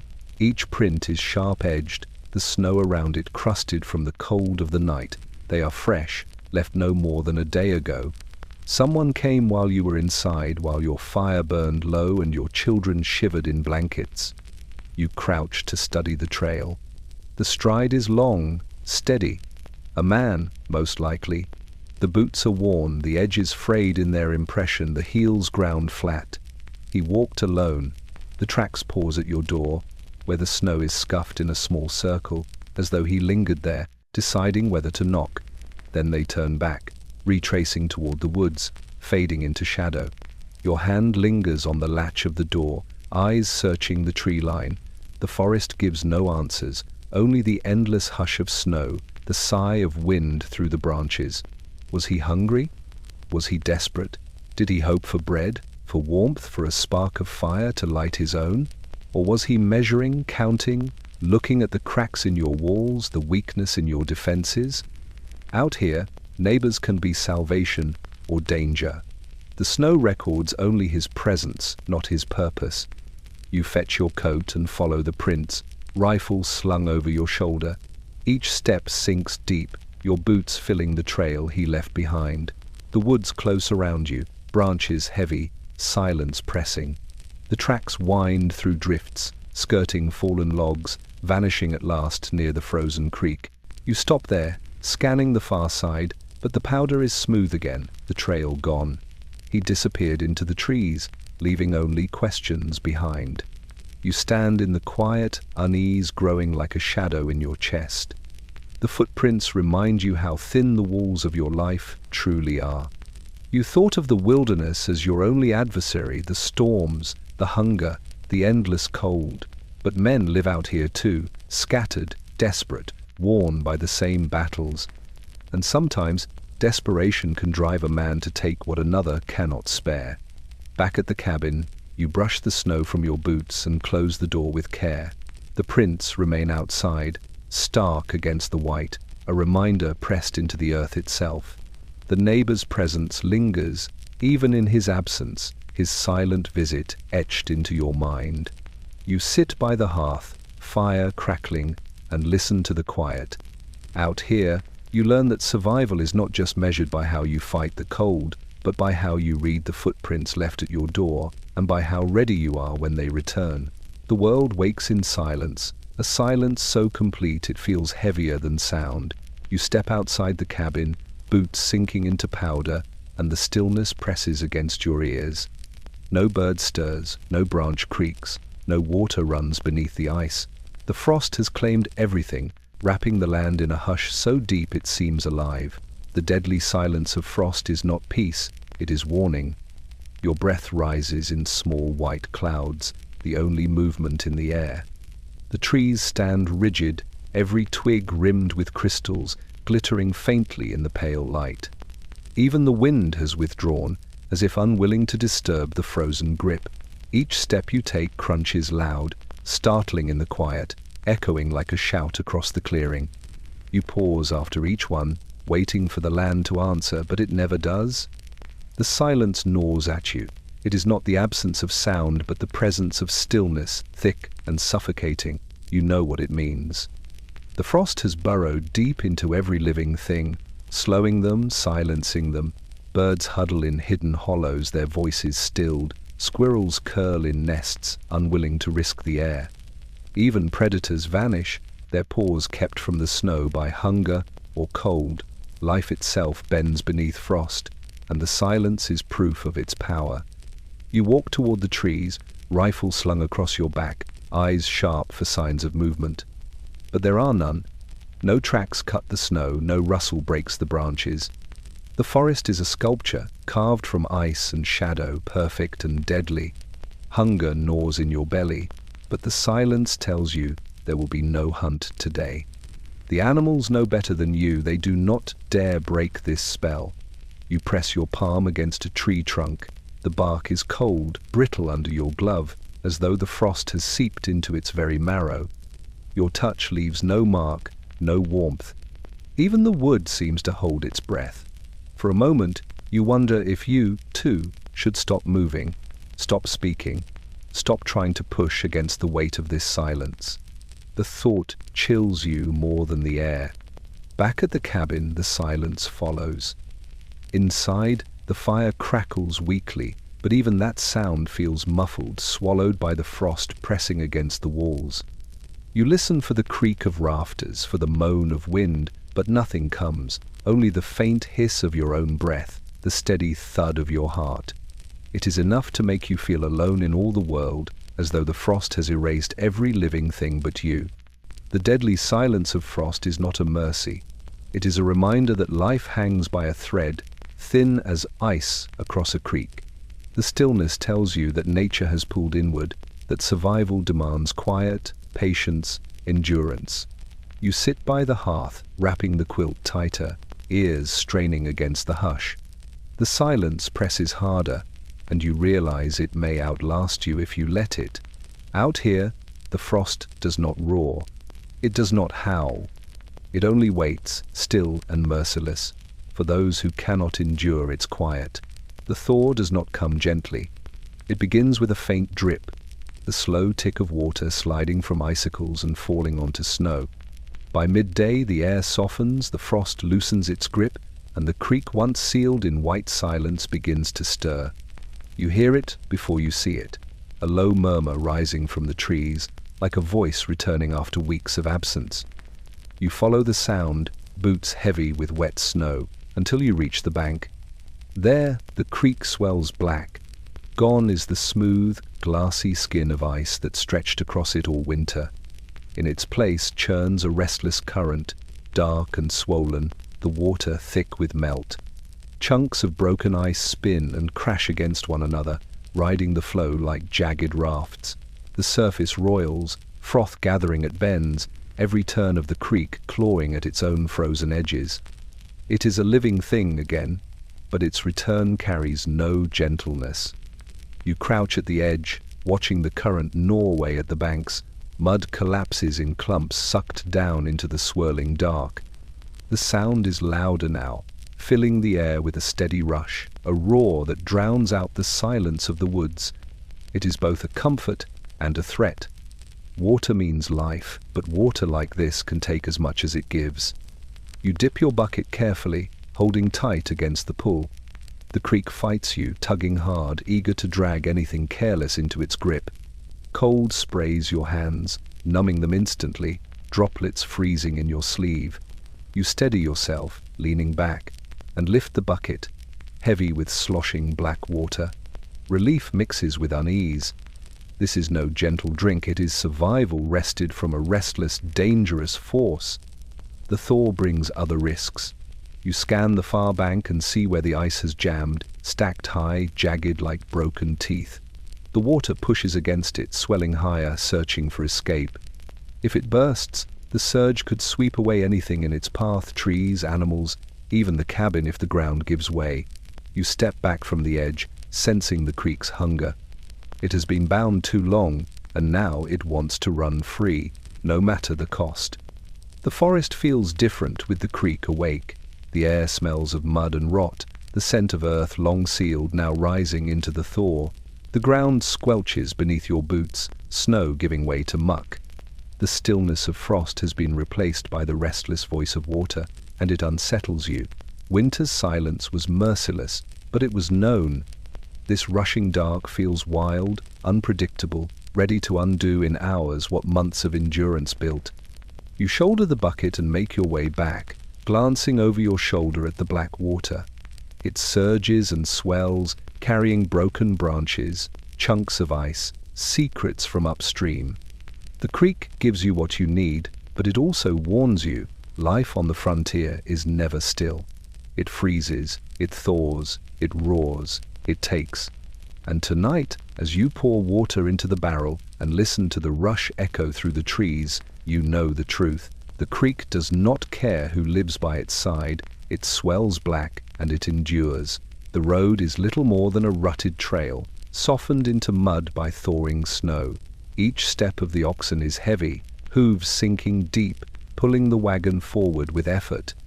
You walk beside it, hand on the reins, boots slick with clay. The wheels groan as they turn, their rims caked with muck, spokes creaking under the weight of what you carry, firewood, tools, a few sacks of grain. Every bounce over a stone rattles through the frame, every rut threatens to pull the wagon sideways. Out here, even the road itself conspires against you. Then it happens. A sharp crack rings out, louder than the wind, followed by a lurch that nearly pulls the reins from your hands. The wagon jerks, one corner dipping low. You shout, halting the oxen, and rush to the side. There it is, the wheel, split along a spoke, rim bent inward. The wagon leans helplessly, half sunken in the mud. The road is silent again, save for the heavy breath of the beasts. The wagon wheel has broken. You crouch beside it, running your hand along the fractured wood. It is not just a wheel, it is your lifeline.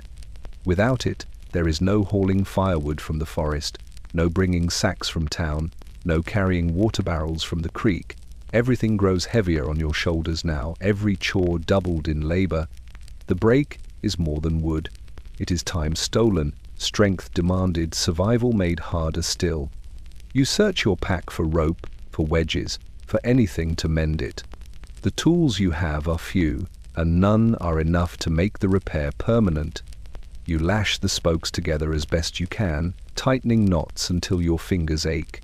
The wheel wobbles, holding just barely, but you know it will not last long. The road is too rough, the weight too much. Each turn threatens to tear it apart again. The oxen snort, shifting in their harnesses, as if impatient to move.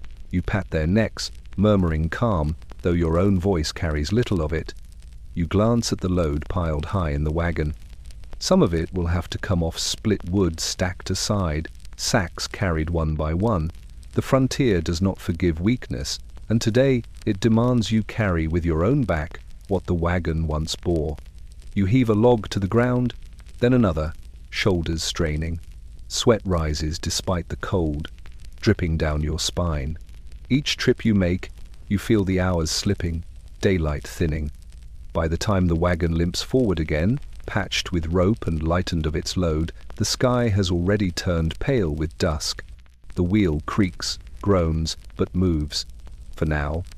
When you reach the cabin, you unload what little remains and set the wagon aside. The broken wheel leans at an angle, like a wounded limb. You run your hand over it once more, feeling the splintered wood, the stubborn defiance in its cracked shape.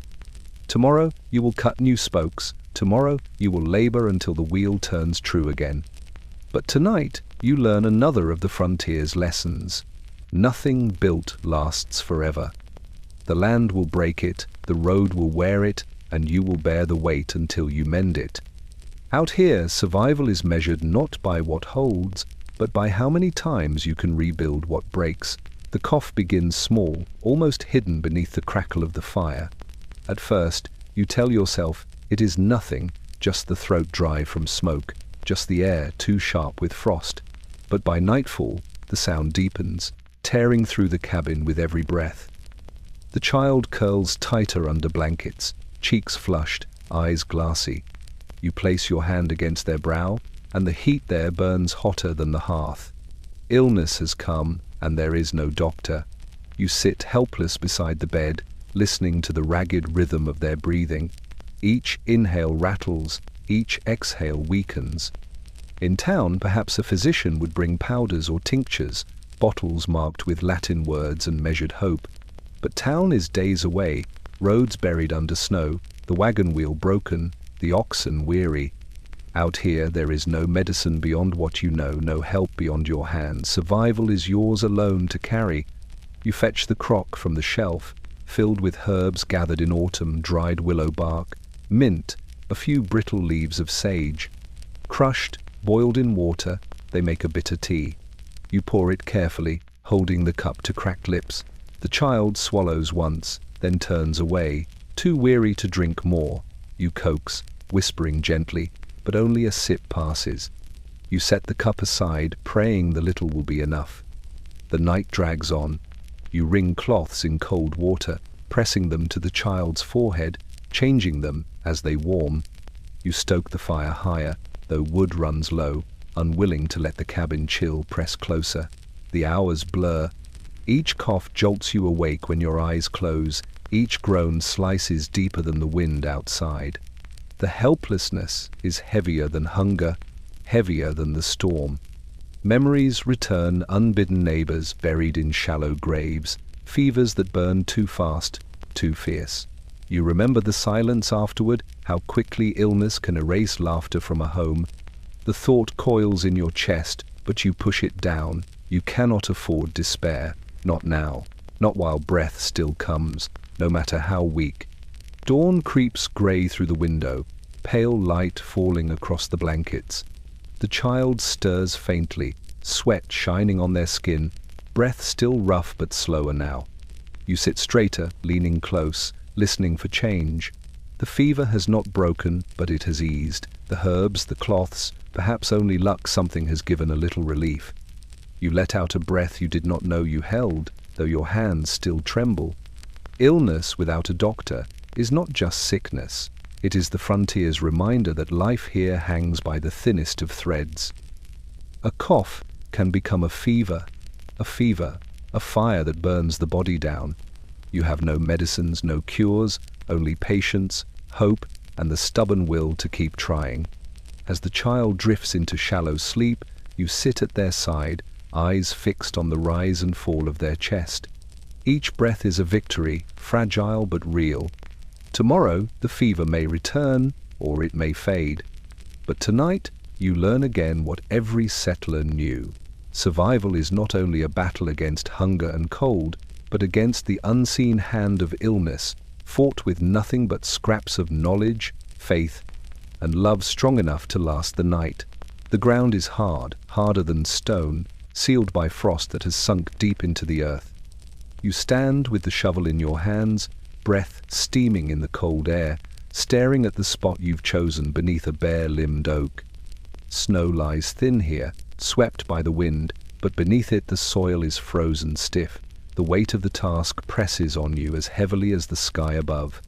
The lone burial must be done, and no one but you will see it through. The shovel's edge bites weakly at first, skidding against the earth. You drive it harder, pressing with your boot until the steel sinks in an inch. The sound is sharp, a crack as the frost gives way. You lift a small clod, black and brittle, and toss it aside. Then you strike again, and again. The rhythm begins to slow your breathing, steadying your shaking hands. But the ground does not yield easily. Each thrust brings pain to your shoulders, each lift weighs heavier than the last. Behind you the wrapped shape lies still, covered in a quilt that once warmed instead of concealed. You do not look back often. Each time your eyes stray to it, your chest tightens and your arms weaken. Better to focus on the work, the raw scrape of metal against earth, the ache of muscles burning. Grief must wait until the grave is ready. Out here, even sorrow must be earned with labor. Hours drag on. The pit deepens slowly, wide enough for what it must hold, deep enough to protect from the animals that roam the woods at night.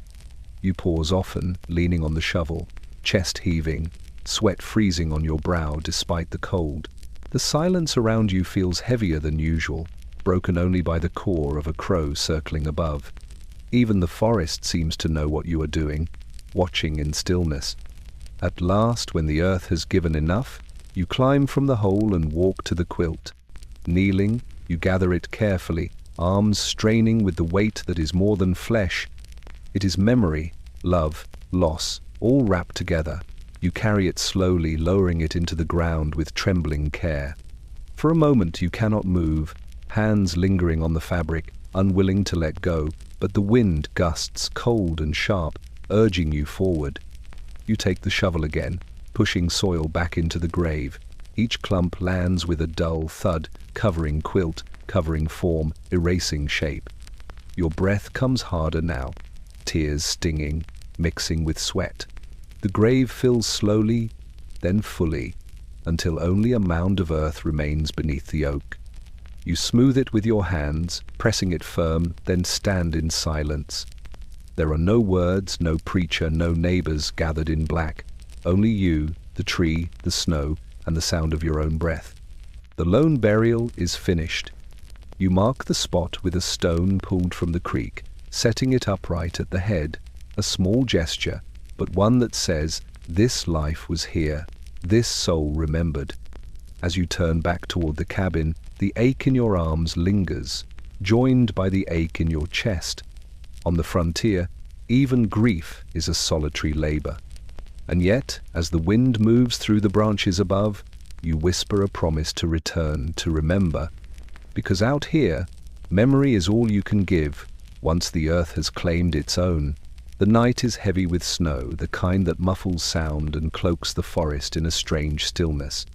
You sit by the hearth, the fire burning low, listening to the creak of the rafters and the sigh of the wind against the cabin walls. For a time, the world seems quiet. Then you hear it, a long, mournful howl rising from the distance. It cuts through the night like a blade, and the hair on your neck prickles. The wolves are near. You hold your breath, waiting. Silence stretches, and you almost convince yourself it was only the wind. But then another call echoes, closer this time, joined by others. Low growls roll between the trees, voices layering, answering one another. The sound gathers into a chorus that wraps around the cabin. The wolves are circling. You rise from your chair, the rifle already in your hands. The cabin feels smaller now, fragile, its walls no thicker than bark against the wild outside. You move to the window, peering through the frost-blurred glass. At first, you see nothing, only darkness and snow shifting in the wind. Then movement. A shadow slipping between the trees, low and deliberate. Another follows, white teeth glinting in the moonlight before vanishing again. Their shapes blur into the storm, but you can feel their presence, steady and patient. The animals in the barn stir restlessly. You hear the oxen snort, hooves striking the wooden floor, fear thick in their noise. The wolves know where the easy prey is, penned and helpless. You step to the door, sliding the latch into place, though you know wood and iron mean little if hunger drives the pack too far. The howls rise again, circling closer, echoing from every side. The sound is not just hunger, it is a warning, a claim. This land is theirs as much as it is yours. The fire crackles weakly, throwing shadows across the cabin walls. You feed it another log, the flames leaping higher, a gesture as much for your own courage as for warmth. Fire is the one thing the wolves fear, the one barrier that can hold them at bay. You imagine the glow seeping through the cracks, painting the night with a warning. Here, the prey is armed. Still, the sounds outside press closer. Paws crunch on snow, branches snap under weight. You grip the rifle tighter, finger brushing the trigger, though you hope you won't need it. A shot might scatter them, or it might anger them, draw them nearer. Out here, every choice carries weight, and the wrong one can tip survival into ruin. Time drags. The wolves prowl unseen, their voices rising and falling, weaving through the night until it feels endless. Your ears strain for silence, for the moment they give up and fade into the forest. At last, after what feels like hours, the howls grow faint, the growls drift away, and the circle loosens. The night grows still again, though the silence is heavier now, as if the wolves linger just beyond hearing. You lower the rifle, but keep it close, eyes on the door. Sleep will not come easily tonight. The wolves have gone, but their presence lingers in the snow. in the restless breath of the animals, in the memory of their voices wrapping the cabin like a snare. On the frontier, you learn quickly, the wilderness is never silent for long, and when the wolves circle, you are reminded that you are never alone in the dark. The quilts lie heavy across the children's shoulders, patched and stitched so many times that no piece of cloth remembers its first shape. By day, they look humble, a patchwork of faded colors and fraying edges. But at night, when the frost crawls through the cabin walls and the fire shrinks low, those quilts become shields. They are not sewn from wealth, nor from beauty, they are sewn from rags, scraps too worn for sleeves, too thin for trousers, yet too precious to discard. On the frontier, nothing wasted means nothing lost. You sit by the hearth with needle in hand, lamp burning weakly beside you. A torn shirt sleeve lies across your lap, the fabric thinned by years of wear, its blue faded to pale grey. Once it covered your arm while you split wood, once it caught sweat and dirt. Now, with the careful push of the needle, it becomes a square in a quilt, a future fragment of warmth. Each stitch binds not only cloth, but memory of the work done, of the people who wore these rags before they became patches. The children stir under the blankets, murmuring in their sleep, faces half hidden beneath the patchwork. You pause, watching their small bodies curl close together, their breaths rising in clouds of white. The quilts do not banish the cold entirely, but they soften it, dull its teeth.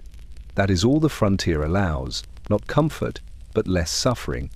You remember the first quilt you made, fingers clumsy, thread breaking, the squares uneven. The seams tugged apart after only a few nights, and you sat again with needle and cord, mending by firelight. You learned quickly that survival is not in the perfection of the stitch, but in the persistence of the work. Each patch made the quilt stronger, each rag transformed into something larger than itself. The fabrics tell stories. A strip of flannel from a shirt too small for the oldest boy, a piece of wool from a coat worn thin at the elbows, a scrap from a dress that once danced in a harvest celebration, now dulled by ash and frost. Together, they form a mosaic of lives lived on the edge of hardship, woven into a blanket that protects against nights too long and winters too cruel. You tie off the thread, biting the end with your teeth, and smooth the new patch into place. The quilt is heavy with layers now, awkward and lumpy, but warmth does not ask for beauty. You fold it and lay it over the chair, ready for the next night when the fire weakens. The wind rattles the door, snow hissing against the walls, but inside, the quilts hold. They are the quiet triumphs of the frontier, not carved from stone, not forged in iron, but stitched in silence from rags that others might throw away. Each patch is proof that nothing is useless, that survival itself can be pieced together from scraps, one stitch at a time. And when the frost creeps closer, when the night deepens and the fire sinks low, it will be these humble quilts, sewn from rags, that guard the thin line between cold and life. The cabin sinks into darkness long before you are ready for it. Outside, the wind moans across the drifts, and the windows are already black with night. You light the last candle, its flame trembling in the draught, casting a small circle of gold against the rough-hewn walls. For a while, it feels enough. You sit by its glow, mending a tear in a mitten, eyes straining at every stitch. But then you notice how quickly the wax melts, how fast the wick burns. The candle will not last the night. You try to work faster, needle darting through cloth, thread pulled tight. Shadows stretch and shrink with each flicker, crowding the edges of the room. The children breathe softly in their quilts, unaware of the way the light is slipping away. You spare a glance at the shelf where once there were more candles, rows of them lined neatly, their wicks waiting. Now only stubs remain, blackened ends too small to hold a flame. This one candle is all you have, and it is already failing. You turn the stub slowly, tilting it so the wax burns evenly, but nothing can stop the pace. The pool deepens, the wick shortens, the flame bows lower. You remember dipping wicks in autumn, hands sticky with tallow, the smell of smoke and grease filling the air. You had meant to make more, meant to prepare. But winter came fast, and chores piled high, and now the consequence stares back at you in the shrinking flame. The fire in the hearth is no companion. It throws heat but little light, its glow too low to read by, too fickle to guide the needle. Without the candle, the cabin will fall into shadow, thick and heavy, leaving you to sit idle, ears sharpened to every groan of the rafters and howl of the wolves. Work will wait for daylight, but worry will not. Darkness always carries its own burdens. The candle gutters suddenly, its flame leaping, stretching tall before collapsing inward. You lean close, cupping your hand to shield it, whispering as if to steady a child. The flame steadies for a moment, brave against the draught. But the wick has burned too far. With a faint sputter, it dies, leaving only the faint smell of smoke curling in the air. Darkness fills the cabin like water rushing into a broken hull. The corners vanish first, then the rafters, then even the outlines of the chairs and table fade into black. The fire in the hearth glows faint, enough to cast shifting shadows, but the room feels swallowed. You sit still, listening to the silence, broken only by the children's breathing and the faint crackle of coals. The candle has ended too soon, and you are reminded again of the frontier's harsh arithmetic. Everything runs out, often faster than you plan, always sooner than you wish. Wax, wood, food, strength, it all burns away in time. And when it does, you are left with the dark and the patience to wait until morning. Tonight, the lesson is simple but sharp. Light is precious, and once gone, there is nothing to do but endure the shadows until the sun returns. The storm begins in whispers, snow drifting sideways, the wind low and steady, but soon it gathers strength, howling across the prairie, tearing through trees, battering the cabin walls. By nightfall, the world outside has vanished, consumed in a wall of white. You step to the window, but there is nothing beyond it, no trees, no barn, no trail. Only snow swirling thick and endless, a shroud pulled over the land. The blizzard has come, and with it, the funeral of everything familiar. The cabin trembles under the storm's weight. Snow slams against the roof, piling heavy, threatening to bury the timbers. The door rattles on its hinges, the latch straining, as though unseen hands claw to come inside. Every seam in the wall whistles with drafts, icy air spilling through to bite at your skin. You move from corner to corner, pressing rags into cracks, piling blankets against the door, but the storm finds its way in all the same. Inside, the fire flickers weakly, embers straining to hold against the cold that seeps closer with every gust. Smoke pushes back down the chimney, filling the room with a bitter haze.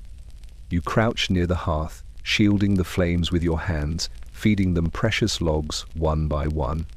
Each piece of wood is a prayer, each spark a plea for survival. But even as the fire burns, the cold presses harder, as if determined to smother every trace of warmth. The sound is unrelenting. The storm screams through the night, a voice without pause, louder than thunder, sharper than wolves.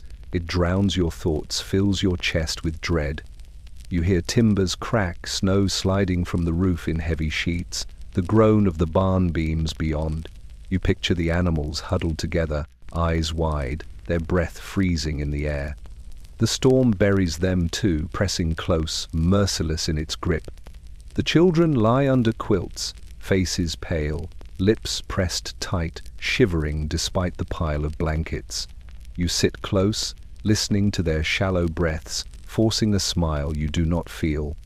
You whisper stories over the roar of the wind, your words nearly lost in the noise, but you tell them anyway. Stories of spring, of fields green with grass, of sun warm on the back. Promises you cannot guarantee, but must speak to keep hope alive. Hours stretch into a blur. The blizzard does not sleep, and neither do you. Each time the fire weakens, you feed it. Each time the walls shake, you brace the door. The storm is relentless, a burial in motion, snow falling so thick and fast it feels as though the land itself is being erased. By dawn, the cabin is a tomb of silence within the storm, the windows sealed in white, the door nearly blocked by drifts. The blizzard funeral has no mourners, no priest, no hymn. It buries not only the land but your sense of time, your sense of safety, your memory of warmth. When at last the storm passes, what remains will be changed, trees broken, paths gone, lives measured by what endured beneath the snow. And as you sit in the dim light of the fire, listening to the muffled silence that follows the storm, you understand. The blizzard takes without ceremony, and survival itself is the only prayer that endures. The storm passes in the night, leaving the world hushed and heavy with snow. When you open the cabin door at dawn, the air is sharp and still, the sky painted faintly pink where the sun creeps above the horizon. The land has been remade. Drifts rise higher than fences, tree branches sag beneath their white burdens, and the trail you once knew has been erased entirely. Yet on this blank canvas lies a sign of life, delicate prints pressed into the powder, winding across the clearing. Fox tracks. They catch your eye at once, small ovals set lightly, each one sharp-edged in the new snow. The fox has passed only hours before, its steps careful, unhurried. You crouch near them, running a gloved hand over the fresh marks, feeling their depth, reading their story. The paws are narrow, the stride even. The animal was not fleeing, it was hunting, gliding across the drifts with the ease of one born to this silence. You follow the trail a few steps, boots sinking deep while the fox's marks barely dent the surface. Its path winds toward the tree line, weaving in arcs as if it paused to listen, to sniff the air, to test the ground for prey. Each curve feels purposeful, every step the work of instinct honed by hunger. The storm that nearly buried you has become opportunity for it, a chance to sniff out mice beneath the snow, to catch what the land still hides. For a moment you envy the fox. Its body is built for this cold, its fur thick, its senses sharp. It does not struggle with axes or broken wheels or dwindling candles. It wakes, it hunts, it endures. Its survival is woven into its bones where yours must be wrestled from wood and fire. Yet the tracks remind you too that hunger is universal. The fox searches because it must, just as you do. The prints skirt the cabin, circling wide before heading back to the woods. You wonder if it lingered here, scenting the barn, listening to the restless animals within. Perhaps it paused outside your very door, the same way you stood inside listening to wolves only nights before. The frontier is a place where every creature watches the other, measuring distance, gauging need. You and the fox live the same truth. Each day is borrowed, each meal uncertain. The dawn light sharpens, spilling gold across the snow. The tracks glow faintly, crisp against the white, as though stitched into the land itself. You do not follow them further. Instead, you stand still, breath clouding before you, and let the sight sink deep. The fox has moved on, but its presence lingers, proof that the land, though harsh, is not empty. Life persists, quiet and unseen, threading its way through the silence. You turn back toward the cabin, footsteps heavy where the foxes were light.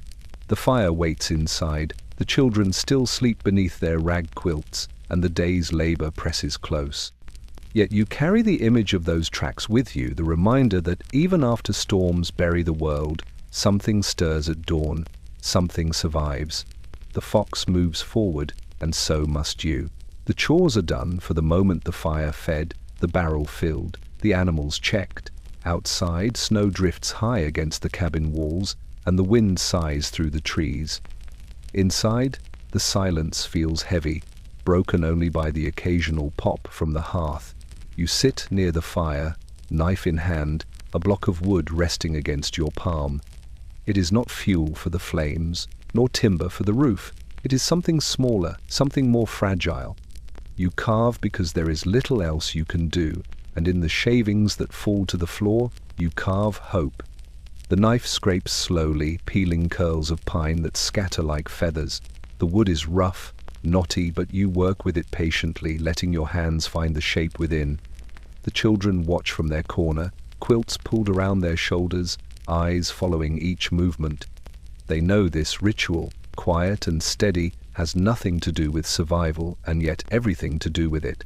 The frontier takes more than food and strength, it gnaws at spirit. A figure carved from whittled wood can feel like a fire for the heart. Piece by piece the form emerges, at first just edges and curves, then a face, simple and rough, but smiling. You smooth it with your thumb, the grain warm from your touch. It is not perfect, it never is, but perfection is not the goal. It is proof that your hands can still make something gentle in a land that demands only labor and endurance. You hand the figure to the smallest child, who clutches it tightly, tracing its lines with tiny fingers. The smile that flickers across their face is faint but real. For a moment, their shivers ease, their eyes brighten, and you feel the weight of the cold lessen. The toy will not feed them, it will not mend the roof or fill the pantry.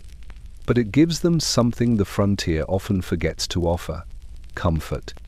More scraps lie in the basket, each one a beginning. You carve another, an animal this time, its legs uneven, its body too thin, but still recognizable. The children laugh softly when you show them, a sound so rare it startles you. The laugh is quiet, almost fragile, yet it fills the cabin more warmly than the fire. You smile too, not at the carving itself, but at what it has stirred. The floor grows thick with shavings, their scent mingling with the smoke. You gather them later, feeding them to the hearth, watching them catch quickly, bursting into flame. Even the scraps are not wasted. Out here, nothing ever island. When the children sleep again, figures clutched close in their quilts, you sit by the fire with the knife resting across your knees. The day has been no easier than any other. The cold is still sharp, the pantry still empty, the snow still deep, but in your hands you have turned a block of wood into a reason to smile, a reason to keep going. On the frontier, hope is not grand. It is carved in silence, shaped from scraps, smoothed by calloused hands. And when the world outside is merciless, it is these small figures, born of whittled wood, that remind you why you endure. You wake one morning expecting to hear it, the slow drip of melting snow from the eaves, the trickle of water running beneath the ice, the soft groan of earth loosening after its long sleep. But the world outside the cabin remains silent. You push open the door and step into air that still bites with winter's teeth. The snow is crusted hard, unbroken, glittering under a pale sun that gives light but no warmth. The thaw has not come. Each day you rise with the same hope. You search the horizon for signs, water darkening the path, sap running in the trees, birds returning with restless voices. Yet each day the land greets you the same, stiff, frozen, untouched. Even the sky seems weary, its colors dull, its winds sharp and endless. You split wood, you fetch water, you hunt, but all of it feels heavier under the weight of waiting. Winter was meant to loosen its grip by now. Instead, it clings tighter. The animals suffer first. The cow in the barn coughs weakly, ribs showing where fat once lay. The chickens huddle in silence, their combs pale, their movements sluggish. You feed them from dwindling stores, each handful measured, knowing there is no grass waiting beneath the snow, no worms stirring in thawed soil. They wait for spring just as you do, and each day without it bends them further toward weakness. The children ask when the world will change, when they can run without snow up to their knees, when they can see green again. You smile, though the words catch in your throat, and tell them soon. But in your heart, you feel the dread that grows stronger with each unmoving day. The thaw may not come soon at all. Perhaps not until hunger has already claimed more than winter's cold ever could. The silence outside deepens. Creeks remain bound in ice, their voices trapped. Trees stand brittle, no buds swelling on their branches. The forest holds its breath, as if unsure whether life will return at all. You walk its paths, boots crunching against frost, rifle heavy at your side. Game is scarce, their trails faint, their movements cautious. They too wait for the season to change. At night, you sit by the hearth, feeding the last of the woodpile into the fire. The flames warm you, but not enough to ease the unease that creeps deeper than the cold. You stare at the embers and wonder how much longer you can stretch the logs, how much longer the pantry can be rationed, how many more days you can tell the children to wait.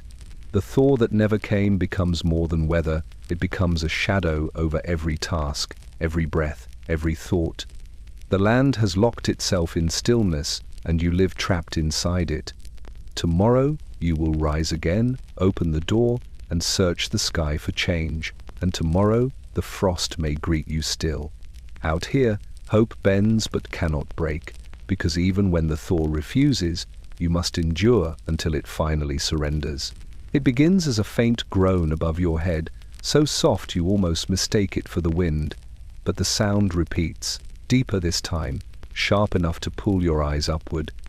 The rafters stretch across the cabin ceiling, beams cut and hoisted with your own hands, seasoned wood that has held through countless storms. Yet tonight they tremble under the weight of snow piled high on the roof. The sound of cracking rafters is a sound you never wish to hear, for it speaks of the line between shelter and ruin. You rise from your chair by the hearth, the fire casting nervous shadows across the room. Another crack follows, splintering faintly, as though the wood sighs under pressure it can no longer bear. Dust drifts from the ceiling, landing in your hair, proof that the weight above is shifting. The storm has been relentless all day, wind driving snow against the cabin, drifts rising nearly to the windows. Now the burden presses down, and the cabin groans beneath it. You fetch the lantern, its glow small but steady, and move from corner to corner, studying the beams. Some are bowed slightly, darker where the damp has seeped in. You press your hand against the logs, feeling the vibration of strain, the faint tremor of wood resisting collapse. The sound comes again sharp, brittle, like a bone snapping. Your chest tightens. The children stir under their quilts, eyes blinking open, fear plain on their faces. You hush them softly, though your own voice wavers. You tell them to stay close to the fire while you work. Grabbing the shovel, you step outside into the storm. Snow blinds you instantly, swirling in thick sheets, stinging your eyes and filling your mouth with cold. You wade through drifts up to your thighs, reaching the ladder you keep leaned against the cabin wall. Climbing is slow, each rung slick, each gust threatening to knock you sideways. When you reach the roofline, the sight steals your breath. Snow lies thick and heavy, a white sea pressing downward, unbroken and merciless. You plant the shovel and begin to heave it off, one load at a time. Each scoop is back-breaking, arms straining, the wind undoing your progress with every gust. But little by little, the burden lightens. Below, the cabin shudders again. You hear the rafters groan, then ease slightly, as though sighing in relief. You work faster, sweat rising beneath your coat despite the cold. Hours pass in blur, scoop, toss, climb higher, scoop again until at last the roof is clear enough to hold. You climb down, body trembling, shovel slipping from your hands into the snow. Inside, the rafters are quiet. The fire glows steady, the children curl close, their eyes wide but calmer now. You sit heavily in the chair, heart still pounding, ears straining for the sound of wood breaking. But the cabin holds. It has endured another storm, another night. The sound of cracking rafters is not one you forget. It lingers in your mind long after silence returns, a reminder that shelter on the frontier is always borrowed, always fragile, always waiting for the day when even strong beams give way. The night is long, the wind restless, and the fire low. You sit near the embers, body heavy with fatigue, eyes closing despite the cold. Sleep drifts over you in fragments, broken by creaks of the cabin and the distant call of the storm. Yet when dreams come, they are not of snow or hunger. They are of green fields, vast, rolling, endless, stretching farther than the eye can see. In your dream, the land is alive. Grass ripples in waves under a warm breeze, each blade shining bright in the Sunday. Wildflowers scatter their colors across the hills, yellows, blues, and purples bending with the wind. The sky is wide, not gray but brilliant, carrying the song of larks overhead. You walk barefoot, the earth soft beneath your feet, warm soil giving instead of resisting. The air tastes sweet, not sharp with frost, and you fill your lungs without ache. The children run ahead of you, laughter rising high, carried easily across the meadow. Their quilts are cast aside, no longer needed, replaced by clothes light and clean. They roll in the tall grass, their cheeks flushed not from cold but from joy. You watch them and feel something rare, something nearly forgotten. Ease. Hunger is not there. Fear is not there. Only the rhythm of sun and soil, the steady hum of life that thrives without struggle. Even the animals are different in this dream. The cow stands strong again, hide sleek, udder full, chewing contentedly on clover. Chickens scratch freely, wings lifted in dust, their clucks bright and careless. The oxen graze by the fence, eyes calm, bodies filled out with strength. The barn is open, air sweet, hay stacked high, none of it damp or moldy. Everything grows, everything endures. You kneel in the grass, hands digging into the soil. It crumbles easily between your fingers, rich and black, smelling of life. You imagine seeds falling into it, sprouting quickly, rising tall into stalks of wheat that sway golden in the wind. You imagine rows of corn, heads heavy with grain, beans climbing poles, pumpkins sprawling wide, a harvest so large it fills cellars, pantries, barrels, leaving no corner empty. But dreams are fragile, and frost is patient. Slowly, the colors begin to fade. The blue of the sky dims, the grass stiffens beneath your hands, the flowers lose their glow. The children's laughter drifts away, drowned by the moan of wind creeping back into your ears. The warmth bleeds from the soil, replaced by the bite of ice. You open your eyes to find the fire nothing but ash, the cabin dark and cold once more. The dream lingers, though, even as you rise to feed the embers. You see flashes of green when you close your eyes, hear echoes of laughter in the silence. The fields may not be here, not now, not while snow grips the land, but they live in your mind, stitched to your hope. Dreams of green fields are not escape. They are reminders of what waits beyond winter, of what you endure for, of what you must believe will come again. Out here, hope is as vital as food, and sometimes it comes not in the pantry, but in the fragile beauty of a dream that refuses to die. It begins quietly, without fanfare. The morning sky, long dulled by weeks of grey, carries a strange brightness at the horizon. You notice it while fetching wood, your breath puffing white in the sharp air. The clouds, usually thick and low, seem thinner today, almost fragile. Then, slowly, the sky parts, and for the first time in what feels like forever, the sun breaks through. The light spills across the snow, dazzling, fierce. Where yesterday the land lay flat and lifeless, now it glitters with sharp brilliance, every drift sparkling like glass. You squint, shielding your eyes with your hand, unaccustomed to such brightness.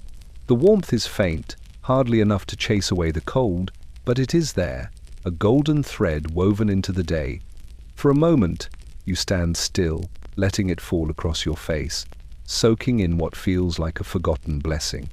The cabin looks different in the Sunday, its rough logs shine with frost that glitters like jewels, the roof crowned with white that gleams instead of threatens. Even the barn, weary and leaning under the weight of snow, seems lighter under the glow. Inside, the children press their noses to the window, their eyes wide. They laugh softly, pointing at how the sunlight dances on the icicles that hang from the eaves like crystal spears. You step into the clearing, boots crunching, and turn your face skyward. The air is still cold, biting at your cheeks, but the sun warms your closed eyelids. You breathe deeply, the sharpness of frost mingling with the sweetness of light. For weeks, the world has been iron and shadow. Now, for one fragile morning, it is silver and gold. The animals stir restlessly too, as if they sense the change. The cow in the barn lifts her head higher, eyes brighter in the sunlight filtering through cracks. The chickens scratch at their straw, wings flapping with new energy. Even the oxen shift their weight, steaming breath rising strong. It is not spring, not yet, but it is a promise whispered into every living thing. This winter will not last forever. You take the axe to the woodpile, swinging with steadier arms. The work feels lighter, though the logs are no less heavy. Each split echoes sharper in the air, the sound ringing true in the bright stillness. You stack the wood carefully, pausing often to look back at the sky, as if afraid the light might vanish as quickly as it came. By afternoon, the sun climbs higher, its warmth softening the edges of snowdrifts. Tiny rivulets begin to run along the path, dark streaks cutting through white. Drops fall from the roof in steady rhythm, tapping against the ground like a clock ticking again after long silence. You bend to touch the water with your fingertips, shocked at its softness, its promise of change. When evening comes, the light fades once more, clouds drifting back across the horizon. The cold sharpens, shadows stretch long. Yet the day has left its mark. You return to the cabin with a fire inside your chest, stronger than the one in the hearth. For you have seen the sky open, felt the sun break through. And though the storm will return, though frost may hold for weeks yet, you know now that the light still waits beyond the clouds, patient, certain, and enduring. The cabin is quiet now, the storm past, the fire burning steady. You sit close to the hearth, the children asleep under their quilts, the animals settled in the barn. Outside, the night is still, the moon laying pale light across the snow. In the silence, your thoughts drift backward, pulled to winters long past. The memory of deadly winters is not something you choose to recall. It comes unbidden, carried on the hiss of wind through the cracks, on the crackle of logs in the fire, on the weight of frost against the window. You remember the winter when the creek froze so deep that no axe could break it, when thirst was quenched only by melting handfuls of snow over the fire. You remember another when the pantry was so bare that every meal was a crust of bread soaked in thin broth, when hunger hollowed cheeks and slowed steps. There were winters when neighbors vanished, their cabins found in spring with doors snowed shut, their hearths cold, their beds empty.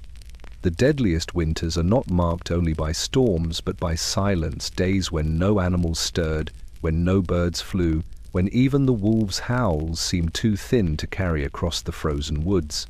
That silence burrowed into the heart as much as the cold did into the bones. It whispered that the land could outlast you, that the snow would bury your name as easily as it buried the trails. You glance at the quilts covering the children and think of the winters when such coverings were not enough, when breath clouded in the air inside cabins, when frost painted patterns across rafters, creeping lower each night. You think of nights huddled close, bodies pressed together, not for comfort but to keep life clinging a little longer. The memory is heavy, but it sharpens your gratitude for each spark in the fire, for each breath that rises steady in sleep. The memory of deadly winters is not only hardship, it is teacher. It taught you never to trust the sun too much, never to let the woodpile shrink, never to leave a snare unchecked. It taught you to save every scrap, every rag, every kernel. It taught you that survival is stitched, not in grand gestures, but in countless small ones. One more log split, one more trip to the creek, one more stitch in the quilt. Yet memory also teaches hope. For every deadly winter remembered, there was a spring that followed. Snow melted, rivers ran, fields greened, and the silence lifted into birdsong once more. Those who endured carried scars, but they carried strength too. Each thaw proved that even the fiercest frost could not hold forever. You lean back in your chair, the firelight dancing on the walls. The memories settle, not gone, but resting like coals under ash. You know there will be more winters, perhaps as deadly as those before, perhaps worse. But tonight, you breathe deep, listening to the crackle of the fire, the slow breathing of the children, and you remind yourself of the truth each memory carries. Winter may bury, but it has never yet kept the sun from rising.